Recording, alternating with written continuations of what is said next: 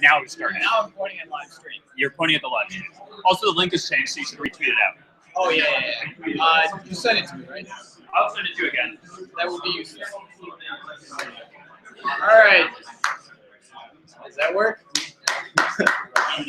Welcome back. All right, welcome back. We're starting the next part of the stream. This has actually got a new link, so I'll tweet it out, and if you guys can parrot that out, that'd be fantastic. YouTube apparently doesn't like 2 hours of dead space in the air, even if you enjoyed your lunch. So today, the last session that we're kicking off now is all centered around stories, which is again very clean-cut, well-defined topic. We'll start by the mystery of what the next talk is, which I hope was generated, but we'll find out. Okay, so hi everyone, my name is Andrew Stockdale. I'm a recent graduate from the University of Kent.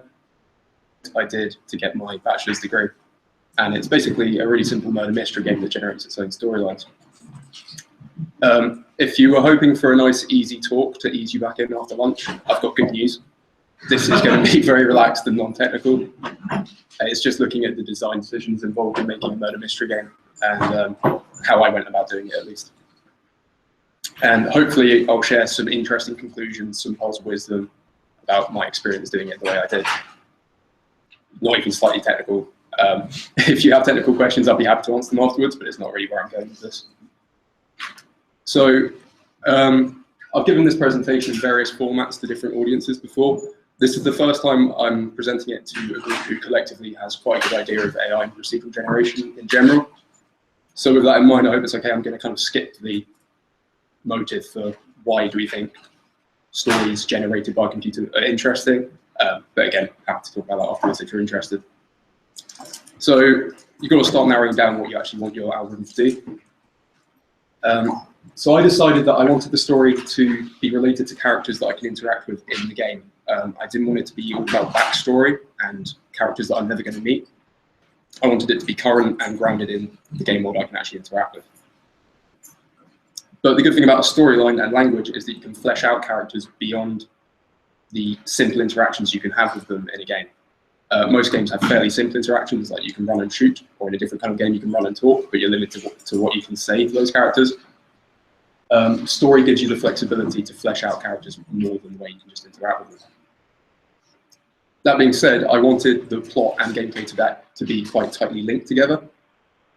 So I wanted the storyline to kind of inform the player what kind of interactions they should be looking forward to having with the characters.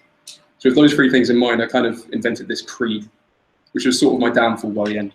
But this was the kind of thing I was trying to stick to, and I thought it was a quite noble cause. The game should reward the player for their engagement with and understanding of the story, and that's kind of what I try to follow throughout. So two very quick shout-outs to games that generate stories in interesting ways. Dwarf Fortress first. Everyone loves the story generation in Dwarf Fortress, rightly so. It's amazing. But this is kind of an example of the story related to its lore, basically. And that's kind of not what I wanted to capture here. So it generates a lot of historical events, and it catalogs them, and your dwarves can reference them, but the player doesn't really have to know about them to be effective at the game. They won't really affect their game very much. On the other hand, there's Ultima Ratio Regan by Mark Johnson, who was presented here before, I believe. So this also generates lore, but it's about uncovering a vast conspiracy hidden in the cultures of the world you're playing in. So to be effective in the game, you have to actually engage with the story, really get to grips with the world that's been generated for you. So that's a kind of another take of attempting this gameplay plot link that I'm going for. So why did I go for a murder mystery? It's quite useful in terms of procedural generation because they tend to have a fairly strict framework. Most murder mysteries, especially like the classic Agatha Christie's, have a fairly rigid structure. Someone has a reason to kill someone else, they do it, the detective arrives, investigates it, they accuse someone, and then the author kind of resolves the plot and tells everyone what actually happened. So that gives you a kind of good framework to base your procedural generation on. It's got a very small setting a lot of the time and quite intimate cast of characters.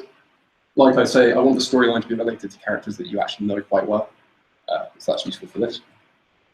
And there's a certain amount of gameplay inherent in the genre. When you're reading a murder mystery, you're trying to outsmart the author and get to the conclusion before they do. I can't think of any other genre of story where there is so clearly a trying to work it out as you go along. So I thought that would be a useful element to include. So I'm just going to show a few other procedurally generated murder mysteries throughout the years. Here's the Inquisitor, which was made for ProcJam. It's probably my main influence. There's Noir Syndrome, which was just a mobile game. Murder, made in 1990 for the Amiga. And then there's Sleuth, 1983.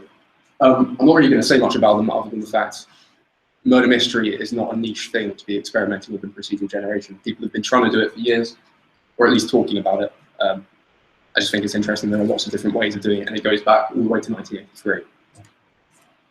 So an actual overview of what the game looks like, so you've got something to picture. Developed in Unity, you control a detective who arrives at a dinner party where there's been a murder. The mansion isn't procedurally generated, but it's filled with items that the other characters can use to commit the murder.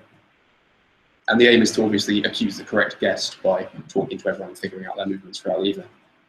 A couple of screenshots there. Don't know if you can see the text, but that's you interrogating someone. I apologise for the art style. It is amazingly difficult to find dinner party guest sprites.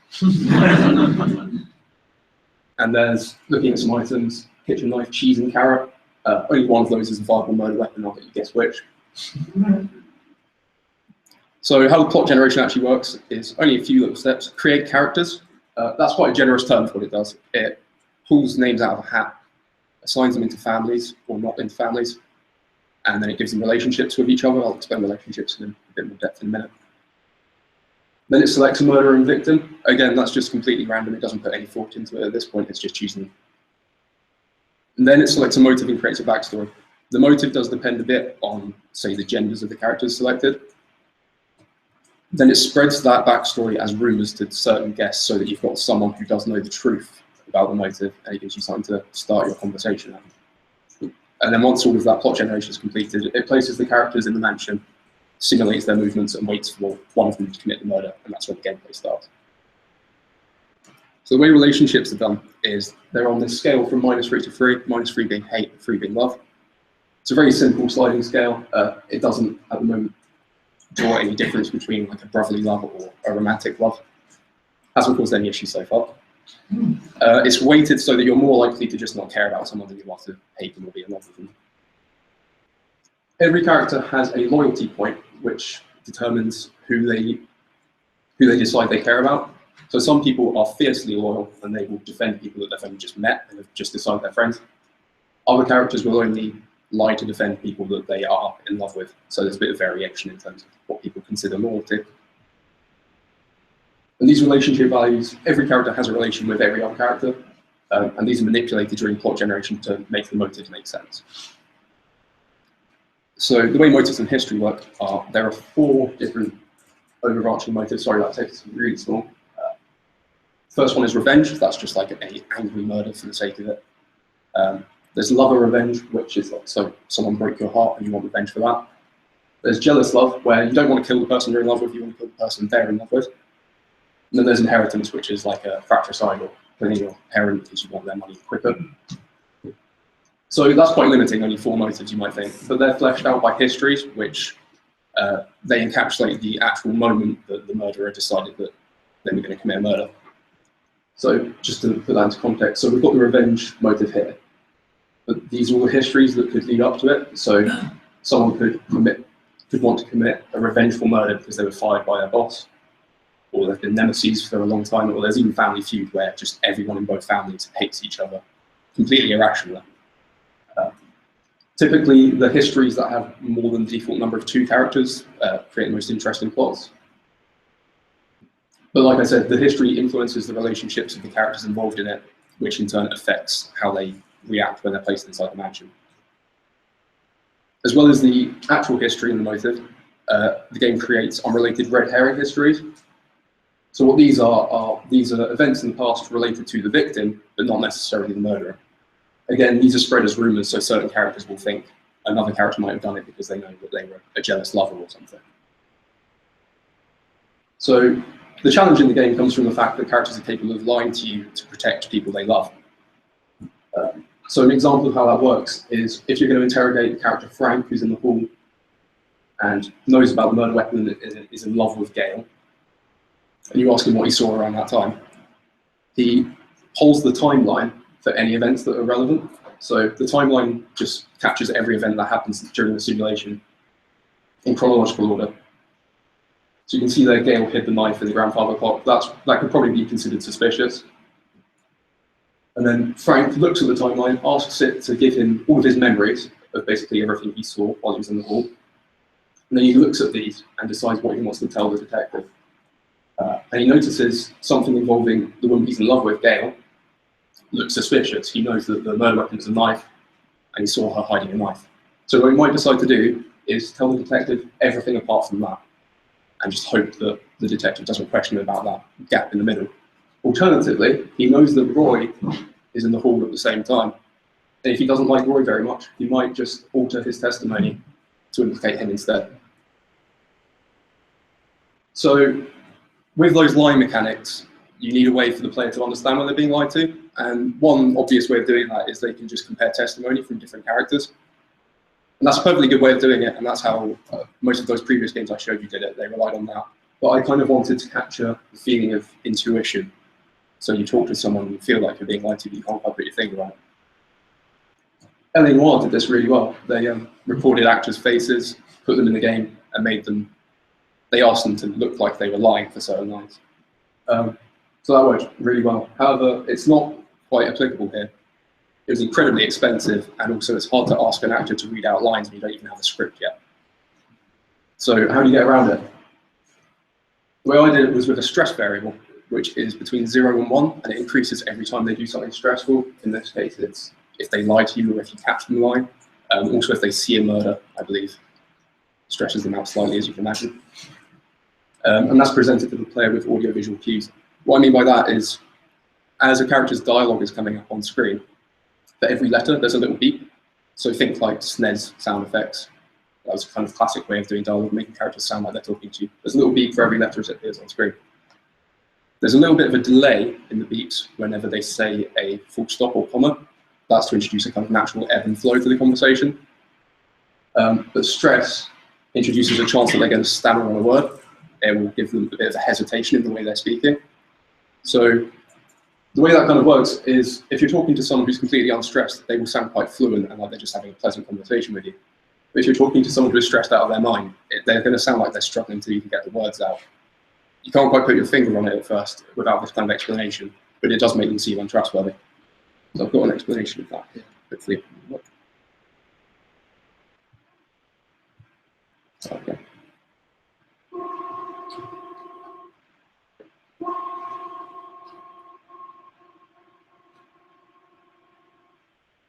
So that's a completely unstressed character. This is someone who's really on the verge of panicking.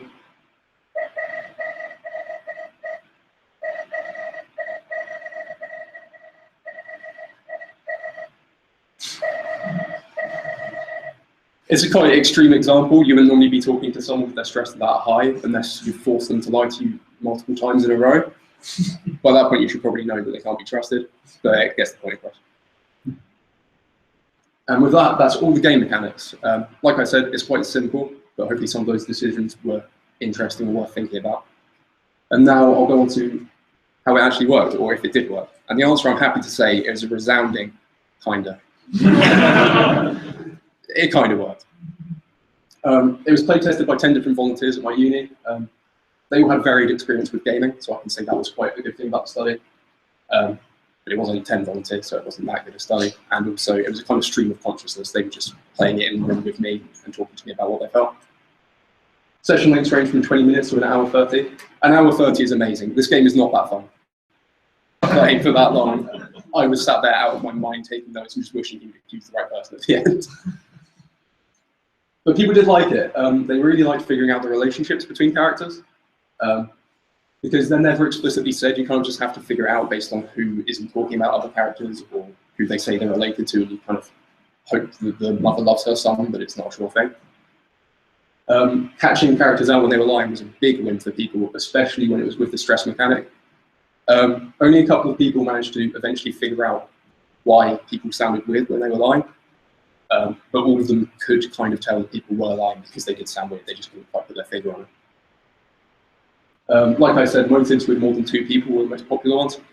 We had one really good one. See if I can remember this right. the victim was a young man in one family, and that family had a family feud with another family. So everyone in both families accused everyone in the other families. It was a mess. It was really difficult to figure out.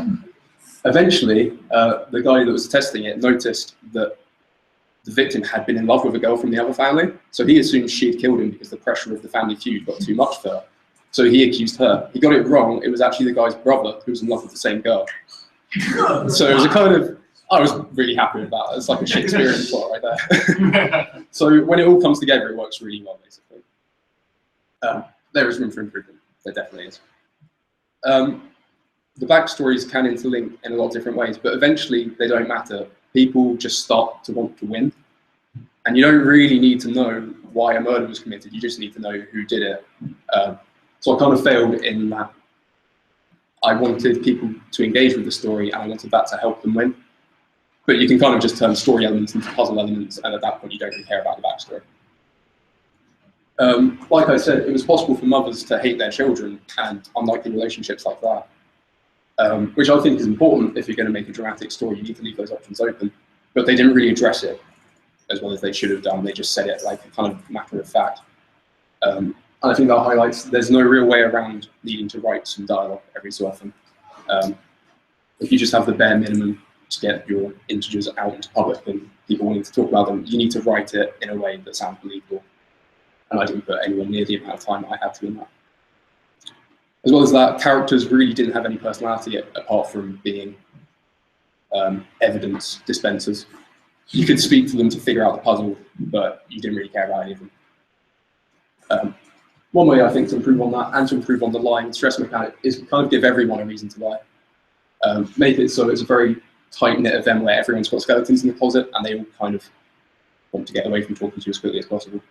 It would give everyone a lot more interesting stuff to talk about and also give you a lot more work to do apart from figuring out the end of the game. I think it's fair to say at the end of it, it's a bit more like a puzzle generator with some flavor text than a full-blown plot generator. That's probably a quite easy trap to fall into when you're trying to follow that idea of gameplay being really tightly linked to plot. There's something to watch out for if anyone attempts this again. You need to give plot the correct amount of focus. So I promise you some pearls of wisdom. They're not very good pearls of wisdom, but they'll do. Something I kept seeing during testing is that once players have been lied to and they've noticed they've been lied to, they were very impressed with it. But if you don't explain how far that line will go, they'll be willing to fill in the gaps for you. For example, one of the players, this was during the hour 30 marathon session, one of the players noticed there were 4 characters hiding in the west bathroom. That is unusual, but it is just random. They just wandered in there one at a time. But because he knew that the AI was capable of some quite smart things, he assumed it was capable of some very smart things. And so he thought they were all conspiring against him in there, and he became suspicious of all of them. And that's why it took so long, because he was so focused on those characters who had done nothing but stay in the bathroom all night. But I didn't tell him he was wrong, because it made him enjoy it so much more that he thought they were capable of that. If your players are going to be doing a lot of talking, find a way to make them interested in talking to characters that they've already spoken to. If that's something as simple as making sure the text skips quickly, do that. But in this case, the stress mechanic meant there was always a chance that people had missed something the first time that they would notice if they paid closer attention on the second run through. That was really helpful for keeping people interested in the long run. And I feel like working in video games, we've got an unlikely advantage here. People like working to uncover mysteries. Even the very simple plots, not the Machiavellian Shakespearean kind of plots that it was capable of generating, but even the most simple ones, they seemed interesting the first few times because people had to really work to uncover it. I feel that's why things like environmental storytelling work so well, and that's kind of where I want to take this in the future. Because everyone knows there's a chance you won't notice an environmental story unless you pay attention and look for it yourself, and then when you find it, it's that much more valuable. So I just think that's some food for thought. And that is the end. Thanks for listening. Does anyone have any questions?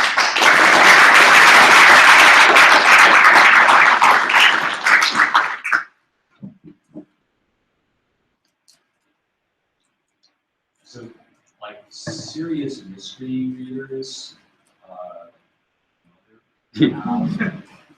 like almost a moral sense about like what a proper mystery is. And there should be some misdirection, but it should be possible to solve it. But Did you have any issues with that with your players? Did they ever feel like cheated? Did they feel clues for it?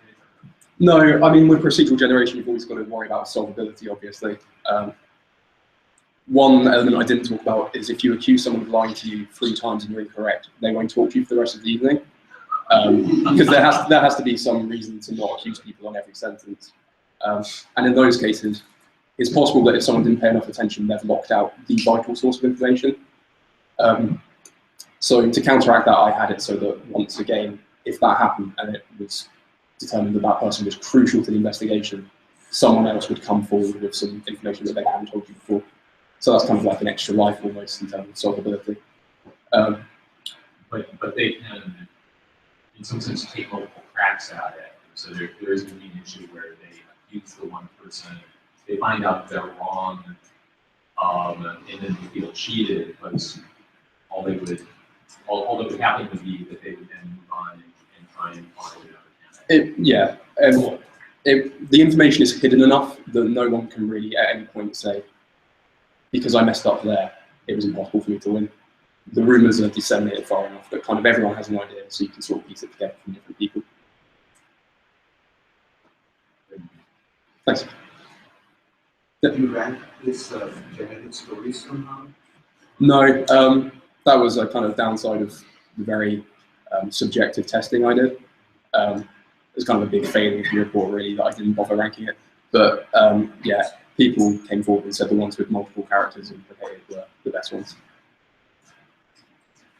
Yep. I think I was curious about American History, but like, if you accuse a character of lying, they just immediately divulge what they lie. Oh yeah, sorry, they pretty much do. They sound very ashamed. They get a bit more stressed, which is interesting because it makes them sound less believable later on, as well as the fact they've already lied. But They don't really defend themselves. no, they say some flavor text like, "I'm so sorry, I lied." That's how to write a character.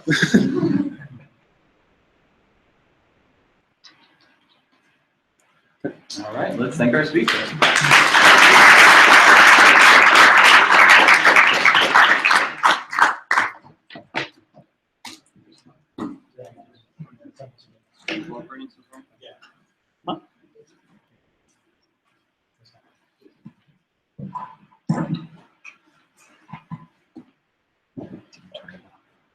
Oh, so you just capturing through the laptop? It's capturing through that just fine. Oh, man, that's It sounds a little bit better.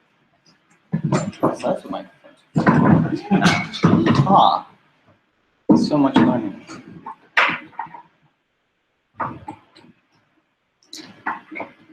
Hopefully everything just cooperates with this one. It's Microsoft.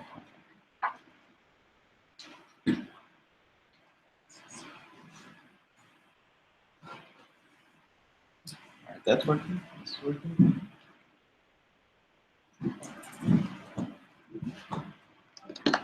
All right, Ian Horswill with our next talk on turning story generation into a party game. Thank you. Yes, so I'm going to talk about a game called Dear Leader's Happy Story Time.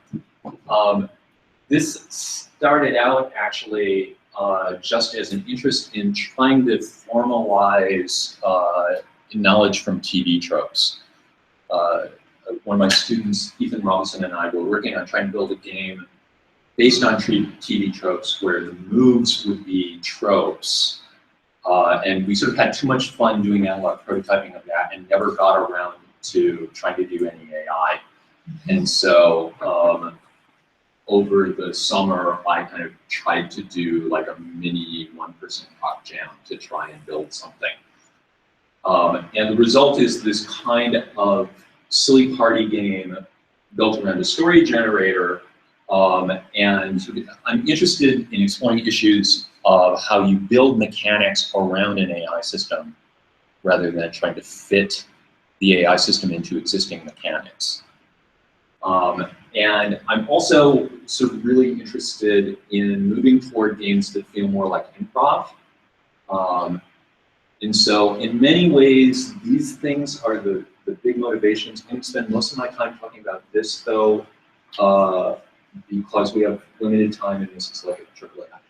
So, but very happy to talk about this stuff later. All right, for those of you who don't know about TV tropes, it is essentially a screenwriting wiki that's about trying to document common tropes of especially Hollywood-style popular fiction. If you don't know about TV tropes, do not look it up now. Whenever someone learns about TV tropes at one of my group meetings, they're just gone for the rest of the night. They're in the room, but it's too much fun. One of my favorite tropes, just because of the name, is the heroic blue screen of death, which is when the protagonist has some trauma that happens to them that's so bad that they just become non-functional for some period of time because, you know, their love is gone, and so they're just going around going, ugh, and I just love the name, heroic blue screen of death. But I'm going to set my sights lower and start out by thinking about just how can we formalize a trope like boy meets girl, ignoring the gender issues in that title. Boy meets girl is a boy or a girl meets a boy or girl, and they then lose said love interest, and then they get them back, yay. And so that's, in particular, a plot trope, and basically plot tropes, and these kinds of very stereotyped plot tropes are the kinds of things that I'm trying to represent in Dear Leader. So we can represent it as a rule in an HTN planner, which is if you're trying to have a peep meets peep, I'm going to say peep rather than boy or girl, you're going to have a peep meets peep plot with a protagonist and a love interest, then that can look like have them meet and fall in love, then have them break up, then have them win back. And then you would have further rules for different ways of instantiating meeting and falling in love, breaking up, winning back, and so on. And then you do some kind of randomized generation. Yeah? And the HTN doesn't have that happen in that order? The planner I actually use is a rip-off of Shop, which is a forward planner. So if you're asking about the order in which the planner makes decisions, then yes, it does happen in that order. And in terms of the formalization, also, this is making a hard constraint that these things are ordered. Whichever of those two things you were asking. Okay. Yes, it's a total order planner because mostly for the stuff that I want to do, that's enough, and boy, is it easier to implement. And also, I should say, I'm not a planning person, so it's easy going. All right, so it makes it easy to represent stereotype plot structures, then the individual beats become primitive actions of the planner, and then we just do randomized generation from it. So one of the things that's interesting is that HTNs then end up being a lot like story grammars, but a more expressive version of story grammars. A method from an HTN looks a lot like a context-free grammar rule. The only difference is you've got arguments to it, which you don't have in grammar rules unless you're doing unification grammars, and then you can add in, you know, preconditions and postconditions and various other kinds of constraints, which we aren't doing right here. And as we'll talk about in a minute, in Dear Leader, we can represent sort of higher order tropes where the arguments aren't actually individuals in the world, but are tropes themselves. With me so far? All right. So let's add some constraints. It's actually, this actually isn't correct because we need the protagonist and the love interest to both be characters. They can't be non-agental object, but also they need to be different. For any possible constraint, you can always come up with some funny version of the plot where you can break that constraint. But in general, we're going to want to say that we don't have love stories about people meeting themselves. Even though I'm sure every one of us could write a very funny story about that. All right. So we want to say both of these need to be characters. One of them, in fact, has to be the protagonist. They have to be different. Being a protagonist implies being a character. And oh, by the way, you can't have two distinct protagonists. Good? All right. So, but actually what you want to do is you want to abstract it further, because boy meets girl is actually a specific instantiation of a more general kind of trope, which is a kind of redemption trope, where you got two characters who have some relationship, the relationship gets lost. So like a buddy film, you know, they start out friends, they break up, they come back together again. And so we would like to be able to say, look, here is a superordinate trope of which Pete meets Pete is actually just a specific instantiation for the case where the relationship is being lovers. But we can have other kinds of instantiations, such as marriage drama, where the relationship is being married and then there's an affair, or you can have buddy scripts and things like that. Good?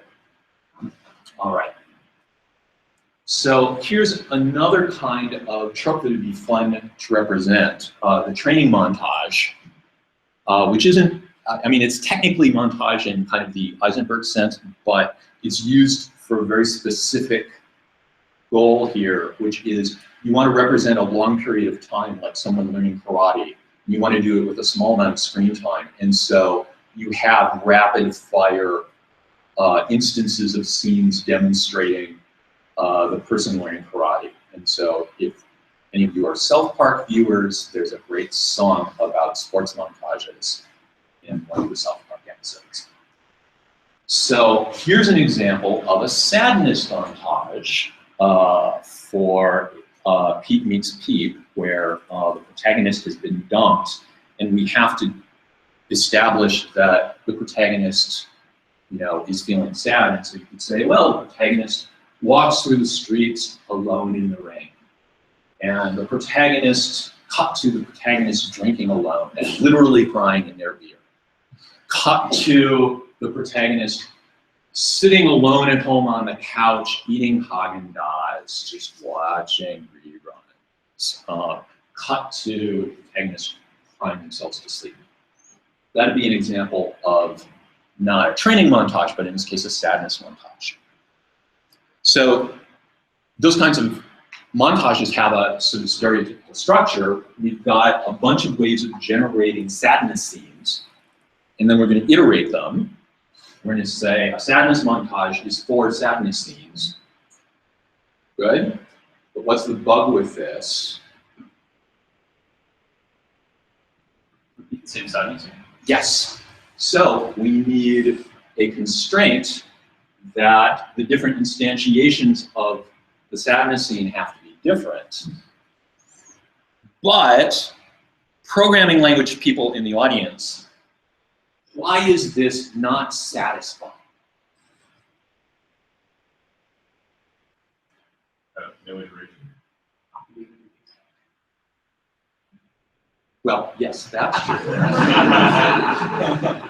But the real reason is because we want to represent not just sadness montage, we want to represent the notion of montage, parameterized by what kind of montage we're making. And so we'd like to have a higher order trope that takes the sadness scene operator trope as an argument and gives me back a new trope, which is the montage of distinct sadness scenes. And it's actually pretty straightforward to write that into an HTML planner, and so I did. And there are other examples of sort of higher order tropes inside of Peer Leader. There's a variant of montage called the escalation sequence, where you've got some trope that's parameterized by intensity, and you're going to have n instances of it. You don't care what they are as long as the intensities increase. There's another one called callbacks, where you've got something that happens early in the plot, and then you want to say, no, I want to repeat that same thing later, provided it makes sense in terms of the story physics, you know, the preconditions and postconditions and so on. All right. So truth in advertising, you can only formalize a little tiny part of TV tropes with this, but it's still fun, at least to, I mean, if you're into this kind of thing, it's fun to do. But here are some examples of things I can't really formalize. So took a level in badass is a trope, which is when you have a character who's not particularly effective, who suddenly goes through some transformation and ends up, becoming a badass. And that's a trope that you see a lot. When you first see Luke Skywalker at the beginning of Revenge of the Jedi, and now he's in black, and he's just like insanely competent. Not that he was exactly incompetent before, but he's now officially a badass because he's wearing black. But the thing is, it's not really a plot structure. It's a character development structure, and that's hard to represent in this kind of let's do everything with HTM's approach. Something that's even harder is deconstruction of a trope. Deconstruction of a trope is when you take it literally and you actually work out what would it be like to be living through this trope. So actually TV tropes started as an analysis of Buffy the Vampire Slayer, and Buffy deconstructs the Chosen One Slayer, the Chosen One trope by sort of looking at what would it really be like if you had to save the world every week and you really, really couldn't allow your parents to know, and so they're always mad at you. And you aren't only playing that for comedy, but you're actually looking at it as reality and drama. So that'd be an example of trope deconstruction. Even harder than that is trope subversion, which is when you know that the audience is going to be expecting you to deploy this trope, you give them all of the things to make them expect that that trope will be deployed, and then you do a twist and go in some other direction. And so for that, you not only need to have all kinds of background knowledge about how the world works, you also need to have all kinds of background knowledge about psychology and about the trope knowledge of the particular culture that your viewer comes from at that historical moment in time. So we're not doing that anytime soon. Okay, but I did say that I was going to make a game.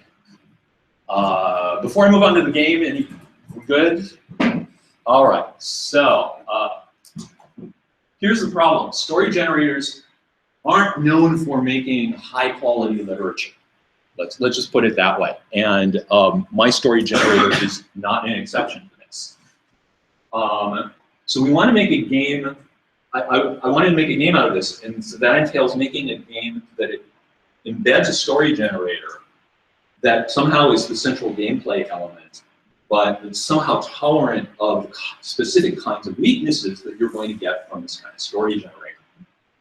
And so the basic idea is we're not going to try and generate all the way down to dialogue. We're going to generate broad descriptions of beats, and then have actors act out the beats, and then just play it up for camp value.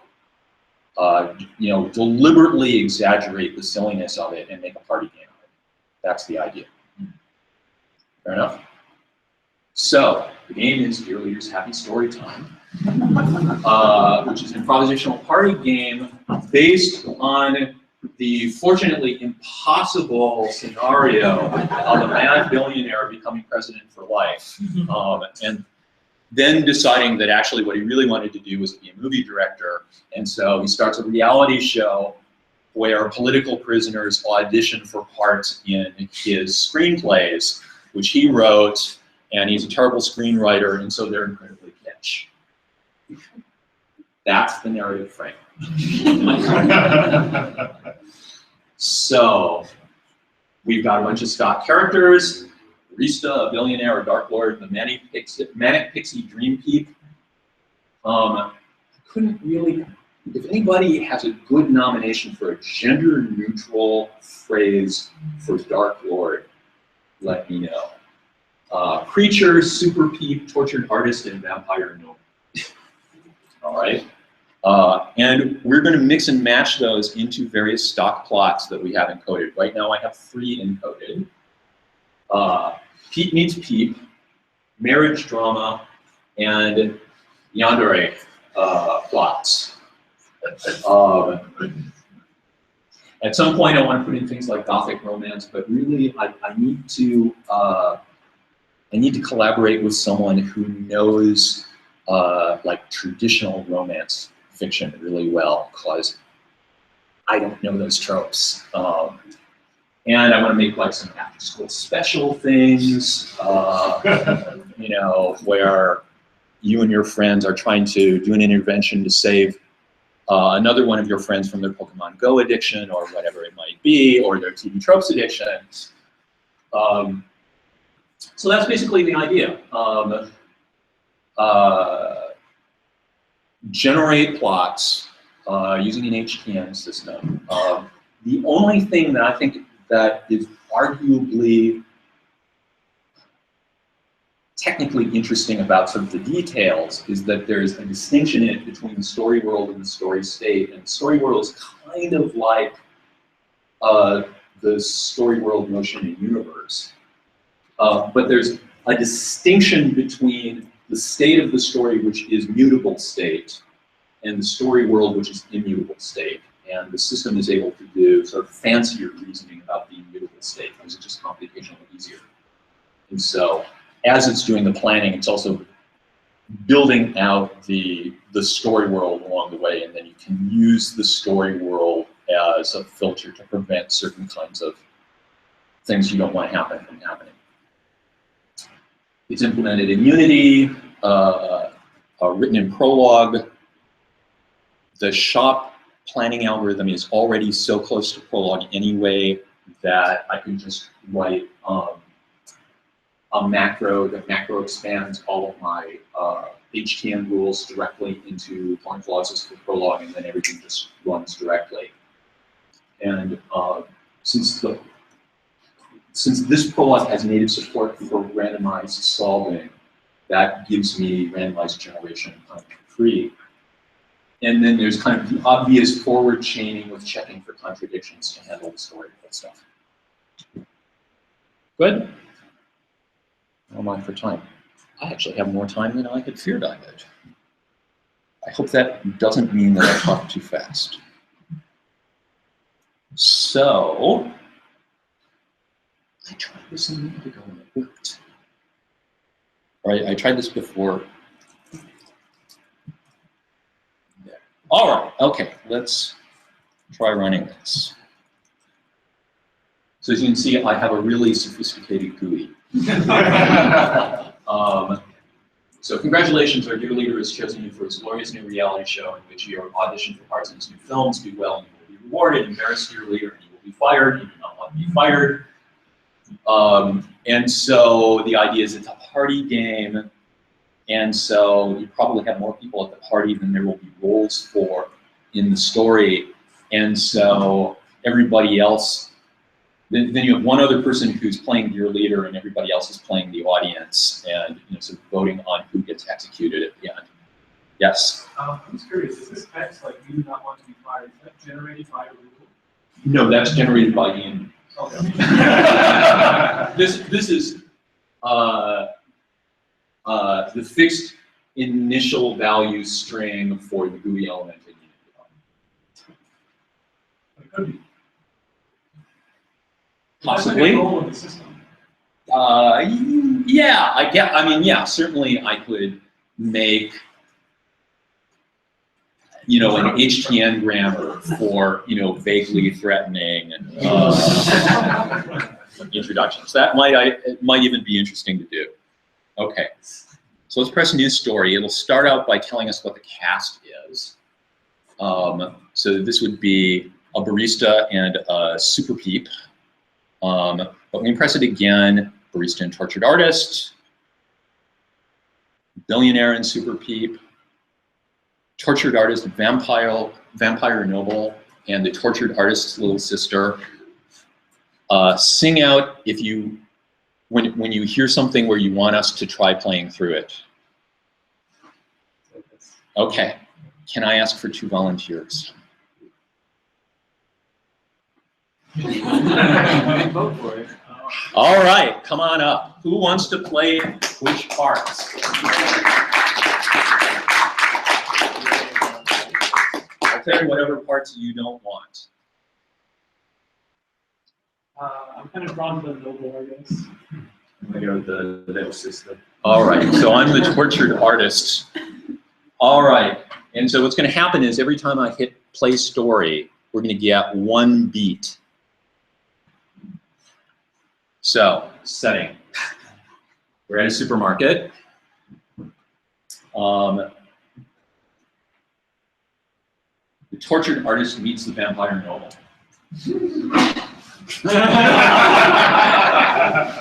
Excuse me, do you know where the cabbages are? I need my cabbages. I believe they're over there, but they're too close to the garden. Oh, thank you, thank you. Cabbage, I love my cabbage. Do you like cabbage? Not particularly. Here, there's a conveniently located water fountain. Let me wash it off. Yes, that would be very much appreciated. All right, thank you so much. Oh,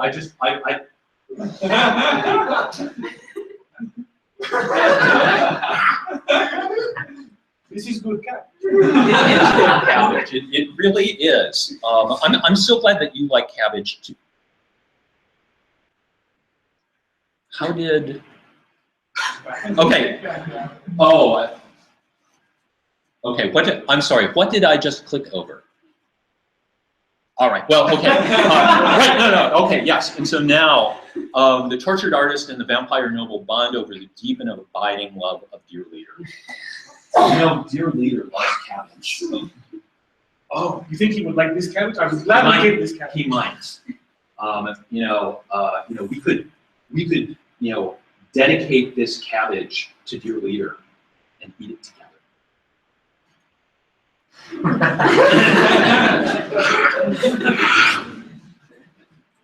Praise dear leader. Love develops between the tortured artist and the vampire. I love you. I've been looking for a cabbage friend for so long. I know. Me too. Time passes. And actually, this would be a good. I should have put a montage in here. So, we could have a frolicking montage where we're, having. Yes, we're walking together, we're toasting each other at a fine restaurant, we're hitting each other, chocolates on Valentine's Day. But now the vampire noble breaks up with me because over my lack of interest in blood. I don't think this will work out. Why not? You don't drink the blood of my people. I could learn. I don't think so.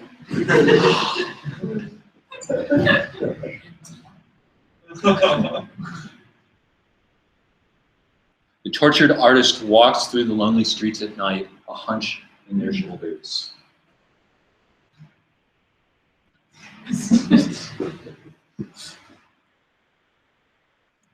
The tortured artist walks through the lonely streets in the rain.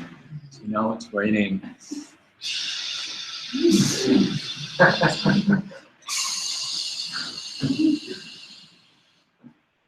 The tortured artist stares longingly, I don't have my phone with me, at a photo of the vampire noble.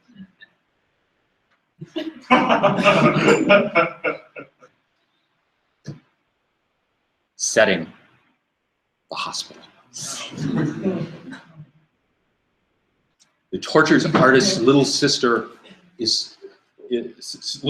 life is threatened by a rare disease. Oh no. What will we do? I can't lose you. I think there's a lot more rainy streets in my future.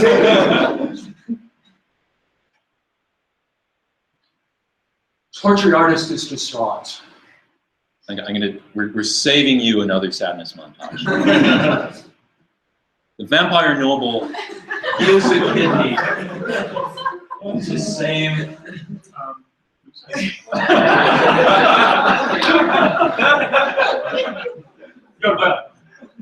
Thank you so much.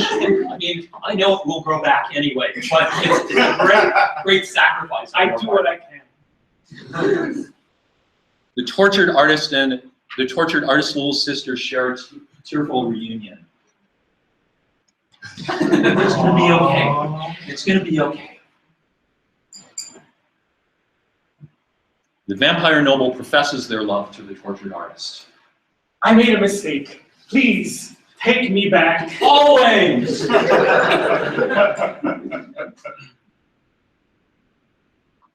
The tortured artist and the vampire noble live happily ever after. Hooray.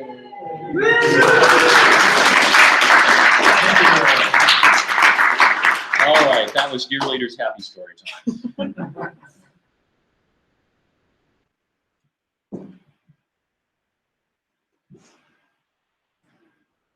All right, come on, you can do it. Okay, so there's lots of related work. For example, all the work on story generation, universe, I think is, especially applicable because of its focus on, developing quote unquote the storytelling universe, the story world. You can also see this as sort of tracery on steroids, because the HTN rules really do look a lot like context-free grammar rules, but you have this rich additional set of capabilities of communicating information from one part of the grammar to another, doing search to satisfy constraints and things like that. There are a bunch of games out there that this owes allegiance to. Party Quirks, the work from Mark and Brian's groups on modeling improv in computer games. Icebound, part of the idea of Icebound is to build a sort of limited story generator into the interactive narrative and use that as a gameplay mechanic. Bad News, which are we going to hear about that? No. Or is this different work? Oh, too bad. Well, I guess next week people will hear about it. Yeah. So Bad News is really cool because it's another example of having procedural generation. But it sounds totally cool. And then games like Storyteller and Best Laid Plans, where they're again trying to build gameplay out of story generators while using them as a puzzle mechanic. And then finally, I don't think it's written up anywhere yet, but Ben Samuel's work on going from a notion of agency and autonomy in interactive fiction toward a notion of shared authorship has been really influential for me. All right, so conclusions. Trying to model tropes is just a really interesting problem. It's cool. I enjoy it. HTN plus story world constraints make a nice authoring language for these kinds of, admittedly extremely cliche, kitschy kinds of plots. And it actually makes for kind of a fun game. There's some design issues to work out. It's sort of easy for players to inadvertently add story material while they're acting out one beat that's going to turn out to be contradicted later on. But we've had fun with it. And for what it's worth, I can't prove this, but I do think that improv games are kind of the future of AI-based interactive narrative. And I just think that's a really interesting direction to work toward, even though I would not claim that Dear Leader in any way achieves that. Okay, that's it. Thank you.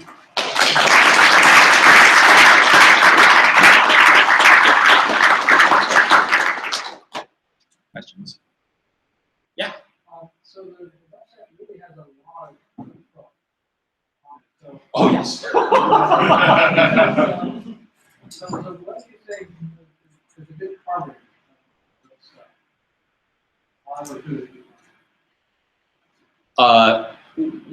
I wasn't really trying for that. I mean, this was, as I say, almost like a game jam game. And so, you know, 5 would have made me happy.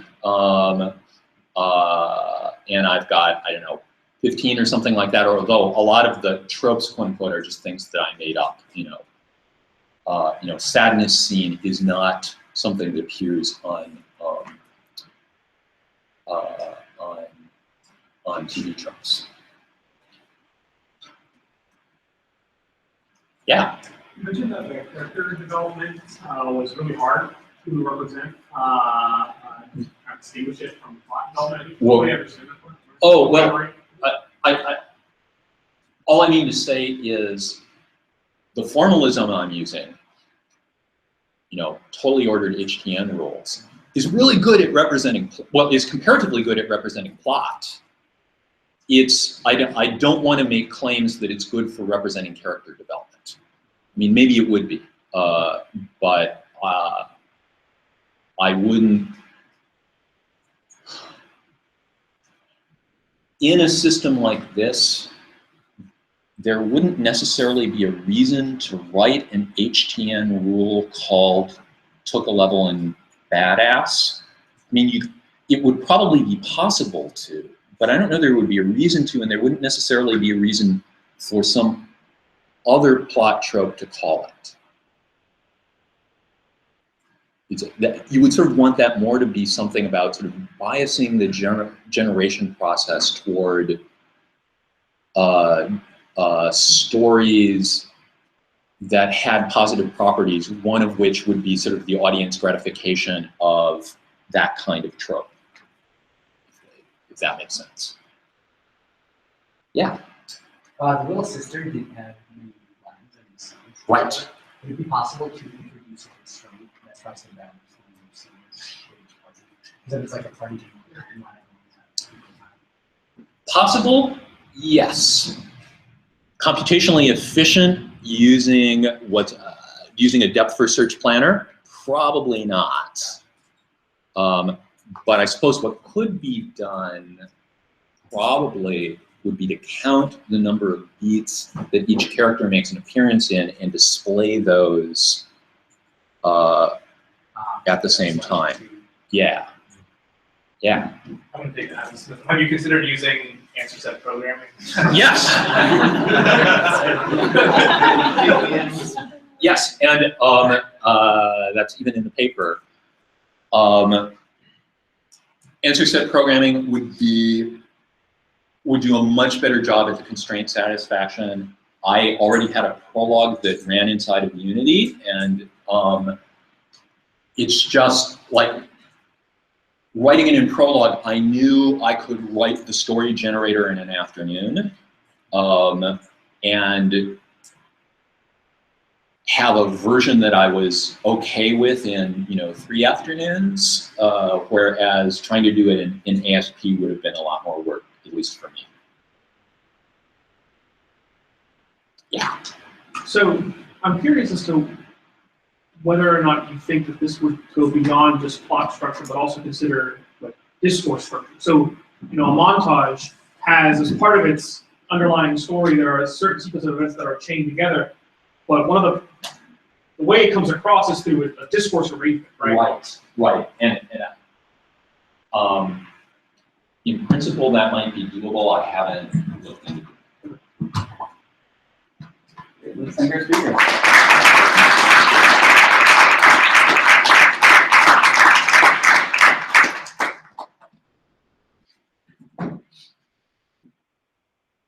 In terms of yeah, let's see.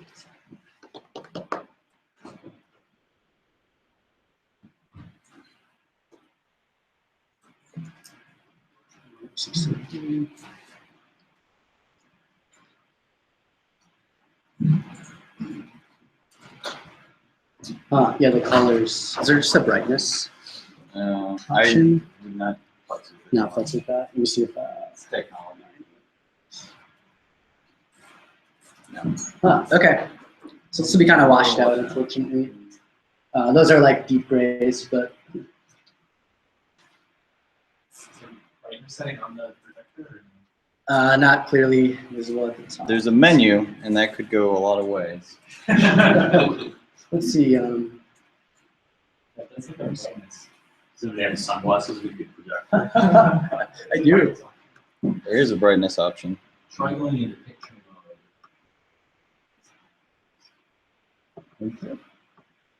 mode. Blackboard. Oh. There. That's good. That's good. Okay, we're calling it. We're calling it. Cool. Thank you. It didn't break. Yeah. There we go. Okay. All right. James Ryan on what is not juke joint, or what is juke joint is not bad news. It's good news. Yeah, I hope it's good news. You know, what is not good news is the menu wants to return. Oh. Is there a? Try pressing return. If there was a button labeled return, that'd be great. Oh, it thinks there. Maybe It believes there is. Is that what you were pressing? Oh, enter. There's an enter. I thought we were doing the picture. We got this far. Okay. Okay. Let's just come back. Still James. Okay. First, a prelude. Picture, if you will, that this is on, and that there is a bar in an American small town. And let's name it Cook's Cabaret. Shout out to Michael Cook. Picture that inside this bar there are two patrons who may or may not be reused from talks that I gave last year. And these patrons came by for a drink.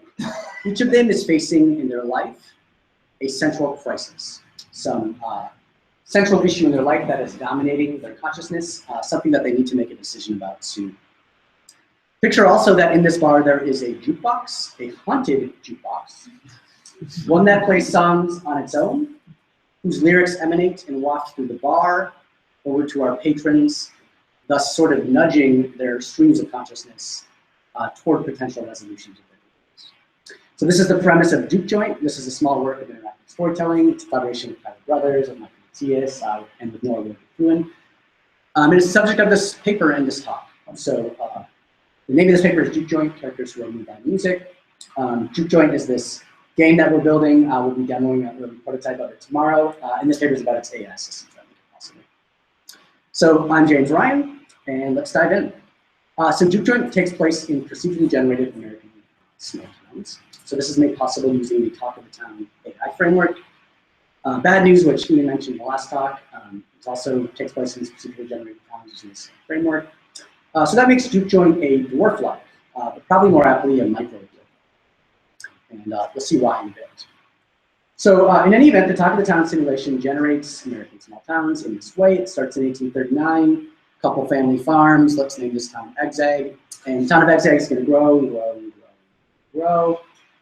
And instead of stopping in 1979, which is when Bad News takes place, Juke Joint is going to take place a couple years later in 1987. So once we've generated the town, the job is now to set the scene at that bar. So we do this by picking the oldest bar in town. Let's say it's this one. And if we look inside here, we'll see this bar top. This doesn't fit my color scheme. I'm going to change that to gray. That's the bar at the bottom still. And now we need some characters. So through playtesting, we decided that 2 characters works best. We can talk about that in the questions if anyone's curious. If there's more than 2 people in the bar, we'll just have other people leave those 2. If there's less than 2, we'll bring some people by for a drink. So more often than not, when we will play Juke Joint when it exists, the people actually went to that bar on that day, which is happening. So each of them are facing central crises. Currently, they each face a single crisis to be avoided. Just not enough content yet.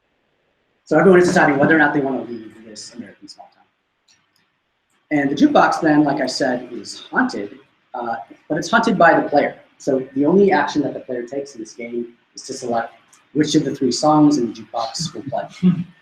So once the player selects which song will play, the first lyrics emanate out of the machine. They waft over, they hit our patrons, and evoke an initial turn of thoughts in the minds of the patrons. These thoughts are expressed in generated natural language. Next, the second lyric will play, walked over, another turn of thoughts, again generated in natural language, and it sort of keeps playing out like this. Meanwhile, the characters have in their heads action selectors, which map their decision, where they're leaning on the decision of whether to stay or whether to leave time.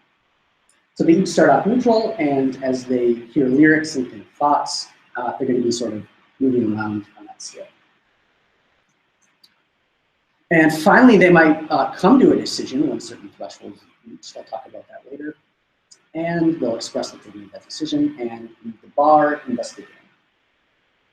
Gameplay ends when the last lyric plays for the machine, whether or not the character's dilemmas have been resolved. If one character's or both dilemma wasn't resolved, well, maybe you should have played it on. So this is all made possible by an AI architecture that is the subject of this game. So this architecture has two components. One is a light simulation of stimulus processing, stimuli being the song lyrics. And the other is the natural language generation system that actually generates the thoughts in natural language. So I'm going to talk about this first. The stimulus in this game is song lyrics. So we have these three songs. And for each of these, we took their lyrics, broke them into chunks that we call stanzas. They're not like proper stanzas, they're just arbitrary chunks.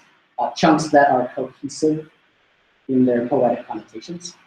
And we annotated these chunks for their lyrical themes, sort of those poetic connotations.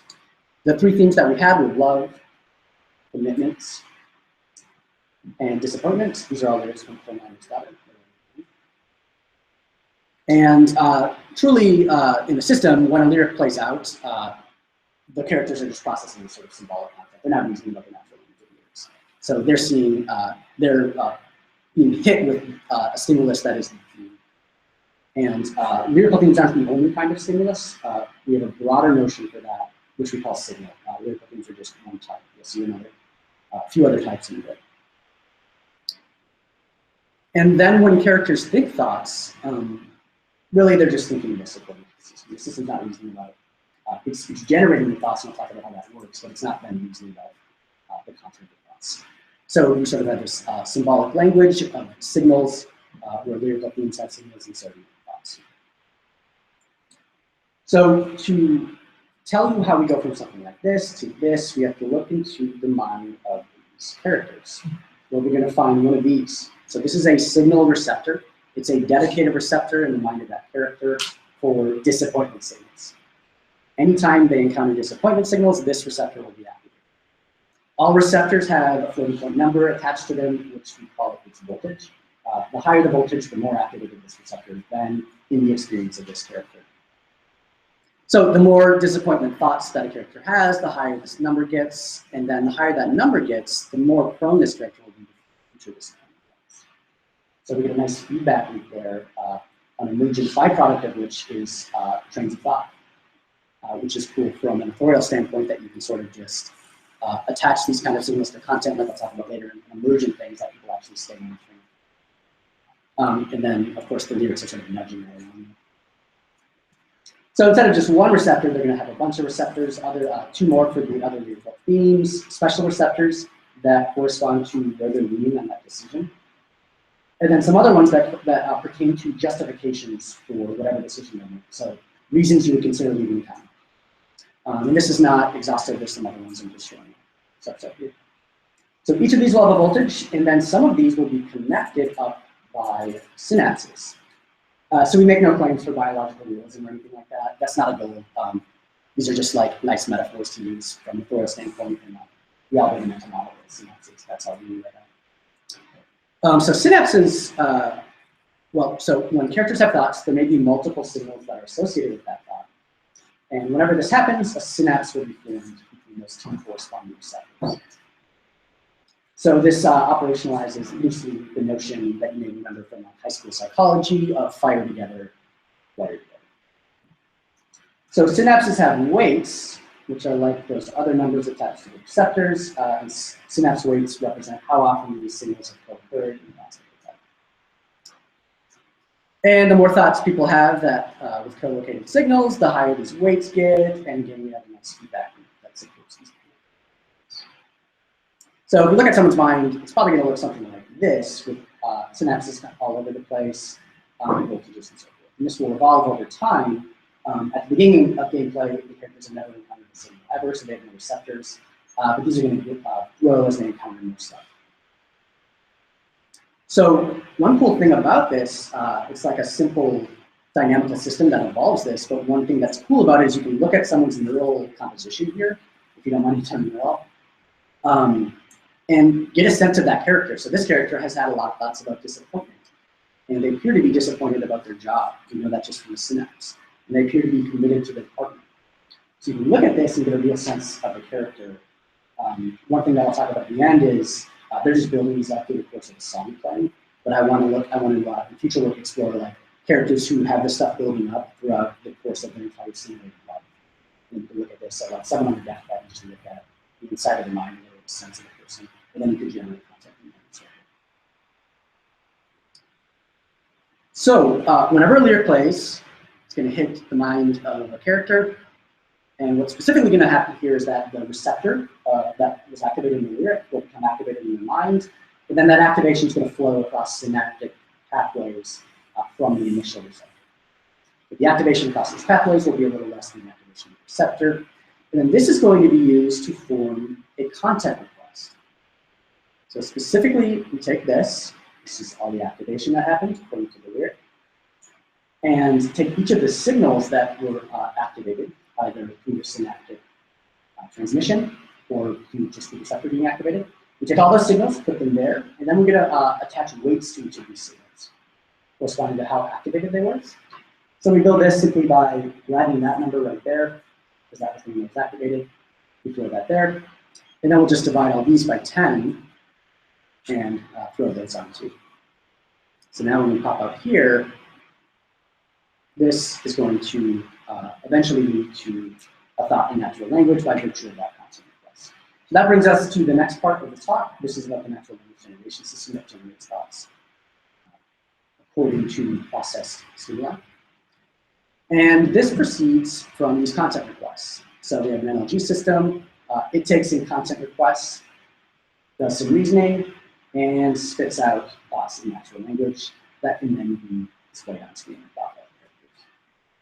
So our approach is based on context-free grammar with some hacks. So refresher on context-free grammar. The core notion is the non-terminal symbol. It's a symbol that can be expanded into a set of other symbols by production rule. Other symbols may be other non-terminals, or they may be terminal symbols. Terminal symbols include string, that's a chunk of natural language content. When a production rule expands a symbol into a set of other symbols, the non-terminals in that expanded set also have to be expanded recursively, so forth until you've round out the non-terminals. And typically, non-terminals will have multiple production rules just like that. So we have non-terminals, terminals, production rules. That's the notation we're using. When you recombine these into a larger structure, that's your context-free grammar, or CFG. So typically, to generate from a context-free grammar, you take a top-level symbol and just expand that, which means you have to sort of recursively expand non-terminals that you encounter, and all the while you're collecting up these terminals, which are the chunks of actual content. Once you've recursively expanded all non-terminals, then you can just go left to right in the nested structure, collect up all those terminals, concatenate them, and that's your content. So context-free grammars are cool because they define highly structured, discrete possibility spaces. So natural language is a very messy thing. With context-free grammars, an author is explicitly defining all of the computer's not doing the reasoning, it's tracing paths, right? So anything that can be generated from a context-free grammar, if that's not grammatical, that's the author's fault, because they explicitly define the generable space. So it's highly structured, deeply authored, which is cool. But there's some drawbacks of using context-free grammars. If you have a system that's going to generate content out of a CFG, it's not going to be able to understand the terminal symbols. That's opaque content to it. It can't reason over them. And it's not going to be able to understand the non-terminals. So you can take like all of your game semantics and inject that into the meanings of the symbols, and then reason about which symbols to expand by using like the names. But that's an awful nightmare, like right away. So this kind of makes generating out of a CFG like a Juke machine. You drop a coin at the top, kind of flows through, and however it just happened to flow through, that determines the content you get out. So you don't have a lot of control, which sucks because there's probably a lot of semantics encoded in the structure of it. You just can't reason about the components. because it's all opaque. So, which means essentially you can't just search over this like highly structured representation. So enter a tool that we've developed called Expressionist. And Expressionist is a tool for authoring CFGs, but with a few hacks. The first hack is that you can apply to non-terminal symbols arbitrary tags. Tags are just free text markup about whatever matters in the game. So that makes our CFG look more like this. And now when we expand a symbol in this CFG, we don't just get the content byproduct of how that recursively spins out. We also get its tag. So every time we expand a symbol, we're collecting all of its tags. So while we're assembling content, we're simultaneously assembling the semantics of that content. And we can then build our content unit, assemble all of its tags that were accumulated by expanding symbols, the semantics of that content, package that up, and send it off to something that asks for it. And that thing that gets it back can actually understand it, which is cool. So we get CFG sort of content generation, but with semantics that come with generated content. So this is powerful because when you semantically index a CFG, you can do search, and you can pull out a bunch of search tricks. So let's say that, well, let's talk about Juke joint. So in Juke joint, we have a number of different concerns. It's not just like one kind of tag, of course. And I'm using different color schemes to represent different kinds of concerns. And those concerns would be the symbols, the signals rather, right? So the signals that were produced in the content request. And so now in the new notation that I'm using currently, let's say different colored circles represent different signals that we want to use to evoke a thought, right? Well, now we can, we know what we want, so we're trying to chase down these tags, which means we need to expand symbols that have those tags. And so now we can go through this more intelligently. We're actually chasing down the tags that we want, so we're not just like rolling through the CFG, we're actually searching it. And we are assembling this content, but it's content that expresses something we directly targeted.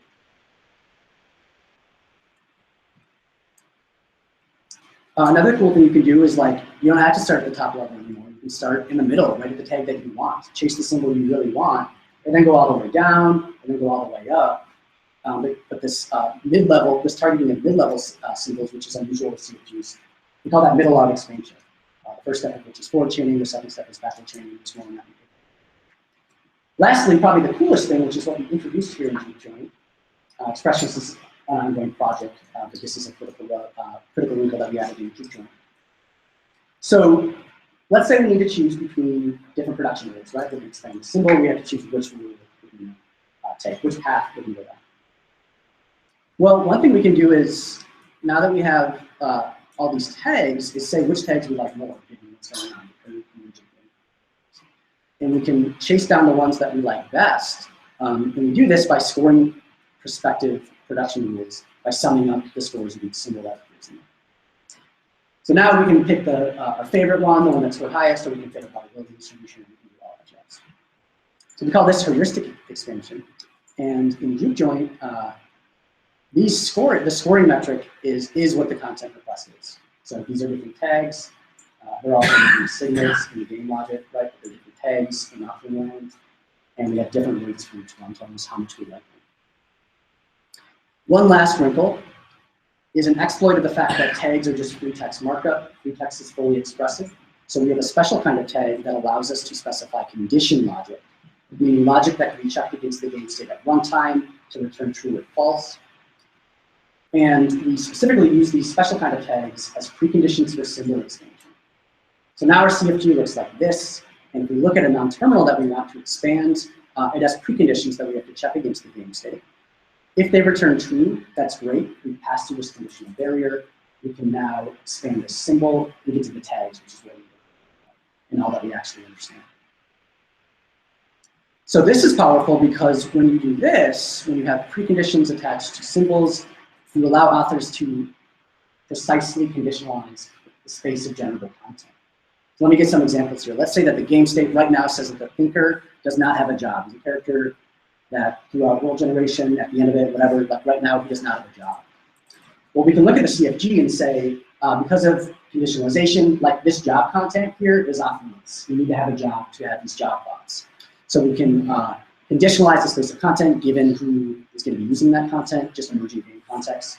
Another example is, let's say the game state says that this character has a specific personality trait.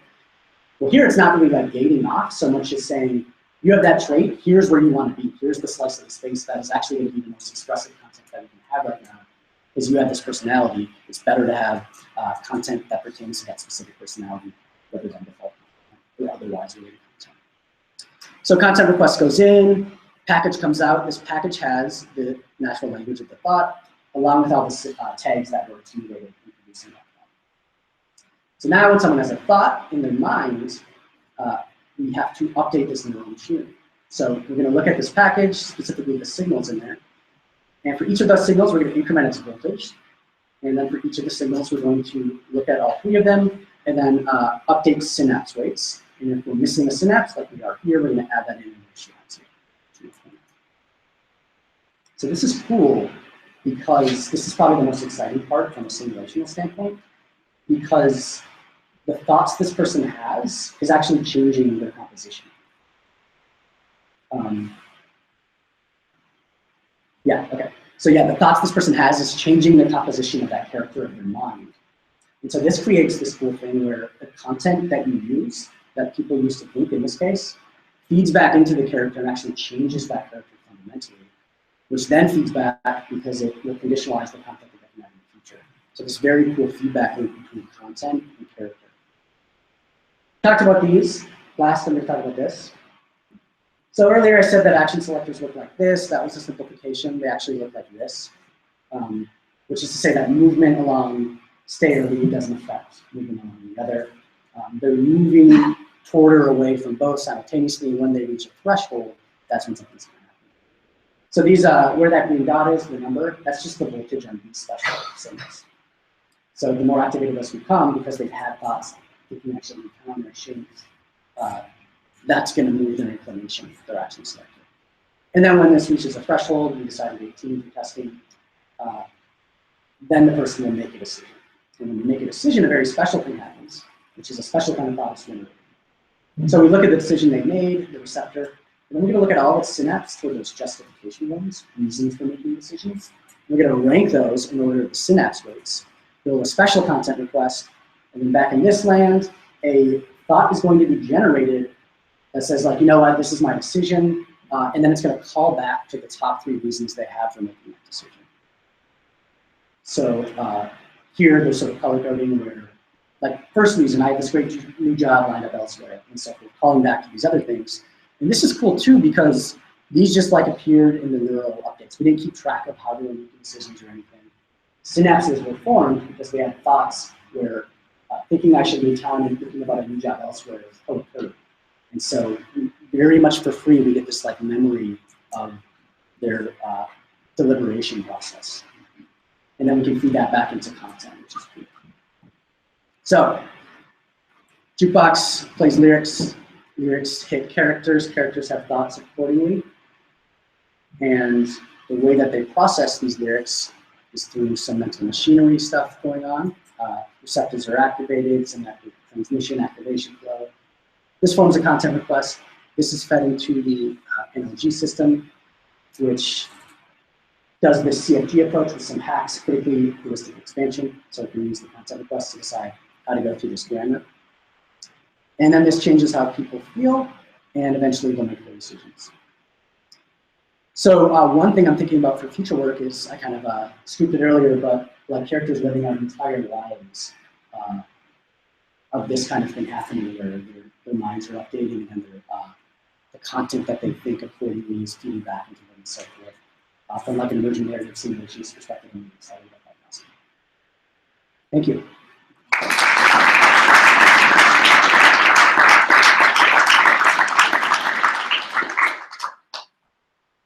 Ian.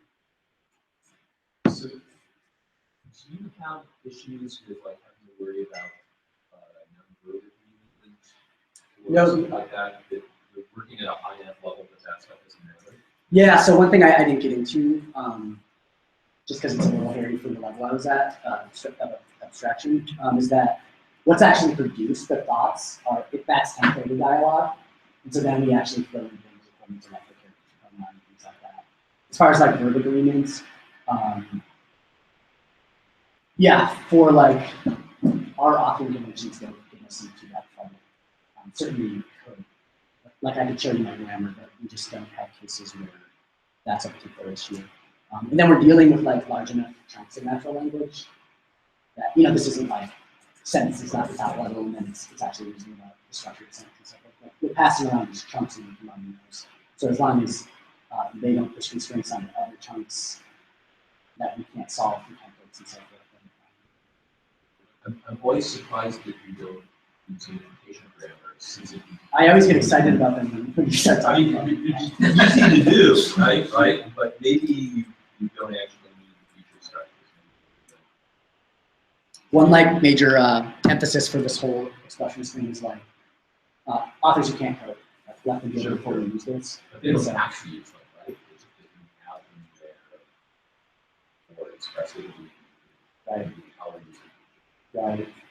One thing that's going on though is that when it's generating something, there's actually state to that because it's like the tags collected and so forth.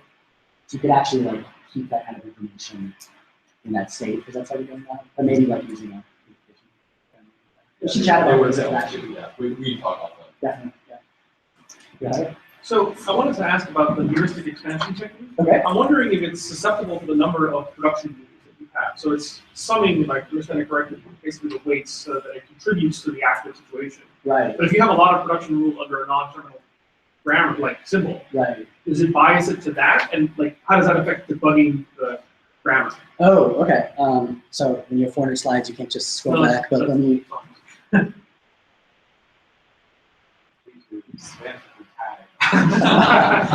I generated the slideshow, by the way. Whatever. So when it's scoring production rules, it just looks at the symbols in that rule, and it's not looking like further down. So it means, right. So like it wouldn't be. It's not looking at the full path. It's greedy locally. Okay.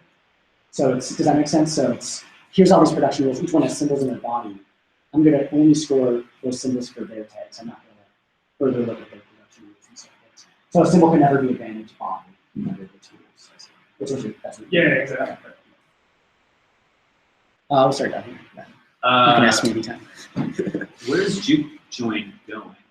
Is it going to be just something? It's going here tomorrow night. Yeah, so it is this is assumably going to be, is it a digital game? Is it, again, sort of a human interface game? Oh, no. It's probably a web app, what do you think? It'll like hopefully be online somewhere. But it's using web app technology, so it'll be a fully digital game. So then are you just going to host it and just let people see it? Like, what are you hoping to come out of this game? I'm hoping that it's a compelling experience, not from like you pick a song and that's it, right? Like as the player. But as sort of like interesting AI systems happening where like that's just intriguing, and then some emergent narrative stuff. So there's actually some of like what happened in the simulation filters out through the content. So like there's specific content that pertains to people that only things that happen to them that, so there's some emergent narrative like actually in there, but So is this kind of what you're asking? Yeah, so you want to inspire other people to make AI games. Yeah, I think we all do when we make a cool AI-based game, right? But no, I think it could be like compelling. I don't think people will play it like all the time or anything. But, and then Tyler is like a collaborator, so you can answer that too if you want. I'm not entirely sure where the question was going, but one thing I think that's really interesting about it is that it kind of opens up, with all of this simulation going on, you open yourself up to this huge space where you can transform questions like what is a character? What is a character arc? Or what does it mean for this character to stay consistent with the discourse? You can transform that into a tree search, or you can transform that into how strong should this tag be in this neural network, in this not neural network, this brain. Or like why like one thing James mentioned in the talk is why do we divide by 10 on some of the activated synapses? Why do we divide by 10 instead of having them all just their full weight every time they hear a signal? Why doesn't just all of the activated things get fully thrown into the content request? because one, the answer, part of the answer to that question is that we were thinking, well, we wanted the lyrics that come out of the jukebox to be the most relevant thing, even though that they're like thinking about, they're really thinking about like leaving town because of this job, but then the lyric that just came in was really about love. And so that's more like prevalent to the player. So we really wanted to make the lyrics and what the character is actually saying like connected. And so that you kind of like transform. It's really interesting with this simulation media approach. You can transform a lot of like abstract questions, like the character development, into the simulation. Yeah. So I think that that's a really exciting like experimental space thing. You're probably just like going into new territory, which is like everyone's answer. Is that a question? Yeah. More about the games. Yeah. During the game, is the player or the user just choose one song and just see what happens? Yeah, exactly. Okay, so initially I was thinking of something like they keep changing the song in order to try to push. We did too initially. That was the initial design. Okay. Yeah. And then we were like, why did we? Yeah, we did too initially. It got kind of gamey. Like Yeah, it got too gamey, and we wanted it to be more. Yeah, maybe it's just a story generator. You press a button, but you could just choose which button, to start it. I think there could be like some more interaction with you choosing multiple songs, but then it kind of came to this like gameplay question, like, well, if you're going to keep switching songs, like should that have an effect on the player? Right. And then it's like, let's deal with this later. Jonathan. You're talking about songs, you're really talking about lyrics, which I think is probably a good move most of the time because I've done some lightweight experiments with music iteration. Recently, convinced people the lyrics not actually. But on that note, have you thought about pulling tricks from like air musicology to actually have NPCs react to sort of songs rather than just words? Just hearing that word, yeah, I want to do that. Yeah, we should chat. Yeah. Yeah, no, that sounds like super cool. Yeah, that sounds awesome. Conversely, have you thought about having the react? No, so right now, you're limited to the 3 songs because you've gone through and tagged like each line or in like 5 minutes. Okay, like have you considered like opening up to like NLP techniques of like automatically trying to do like lyrical analysis? Yeah, initial so people approach. can like plug in their own songs. Totally, yeah. So we were thinking that using LIWC, which can automatically tag things for emotional content and a bunch of other things. So yeah, we thought about that, but then it gets unwieldy because you have to, whatever concerns you bring in from NLP, you have to match in the CFG because you need corresponding markup. Yeah. So we kept it simple with the tags that we use. That's why we're doing 3 that we used too. That was also really fun. And then as far as adding more songs, we totally could. And probably will, but yeah. Yeah, Michael. Yeah, I just wanted to comment on the where it's growing or wanting to work that my view of it is that ClueGen is a packaged up piece of technology that's part of a much larger simulation, this emergent storytelling framework. And so James talks about characters living out the whole lives and building up this kind of semantic net-like connections. And so it's sort of a way to package out a piece of this much larger. Yeah, exactly. It's like we're building this tech. Let's ground it out immediately in the experience so we already have that feedback loop. And actually, this was a class project in Michael Mateas' class. He forces you to make an experience. So, because we could have got like forever into just tech land without actually having an experience. But. Well, let's thank our speaker. Thank you.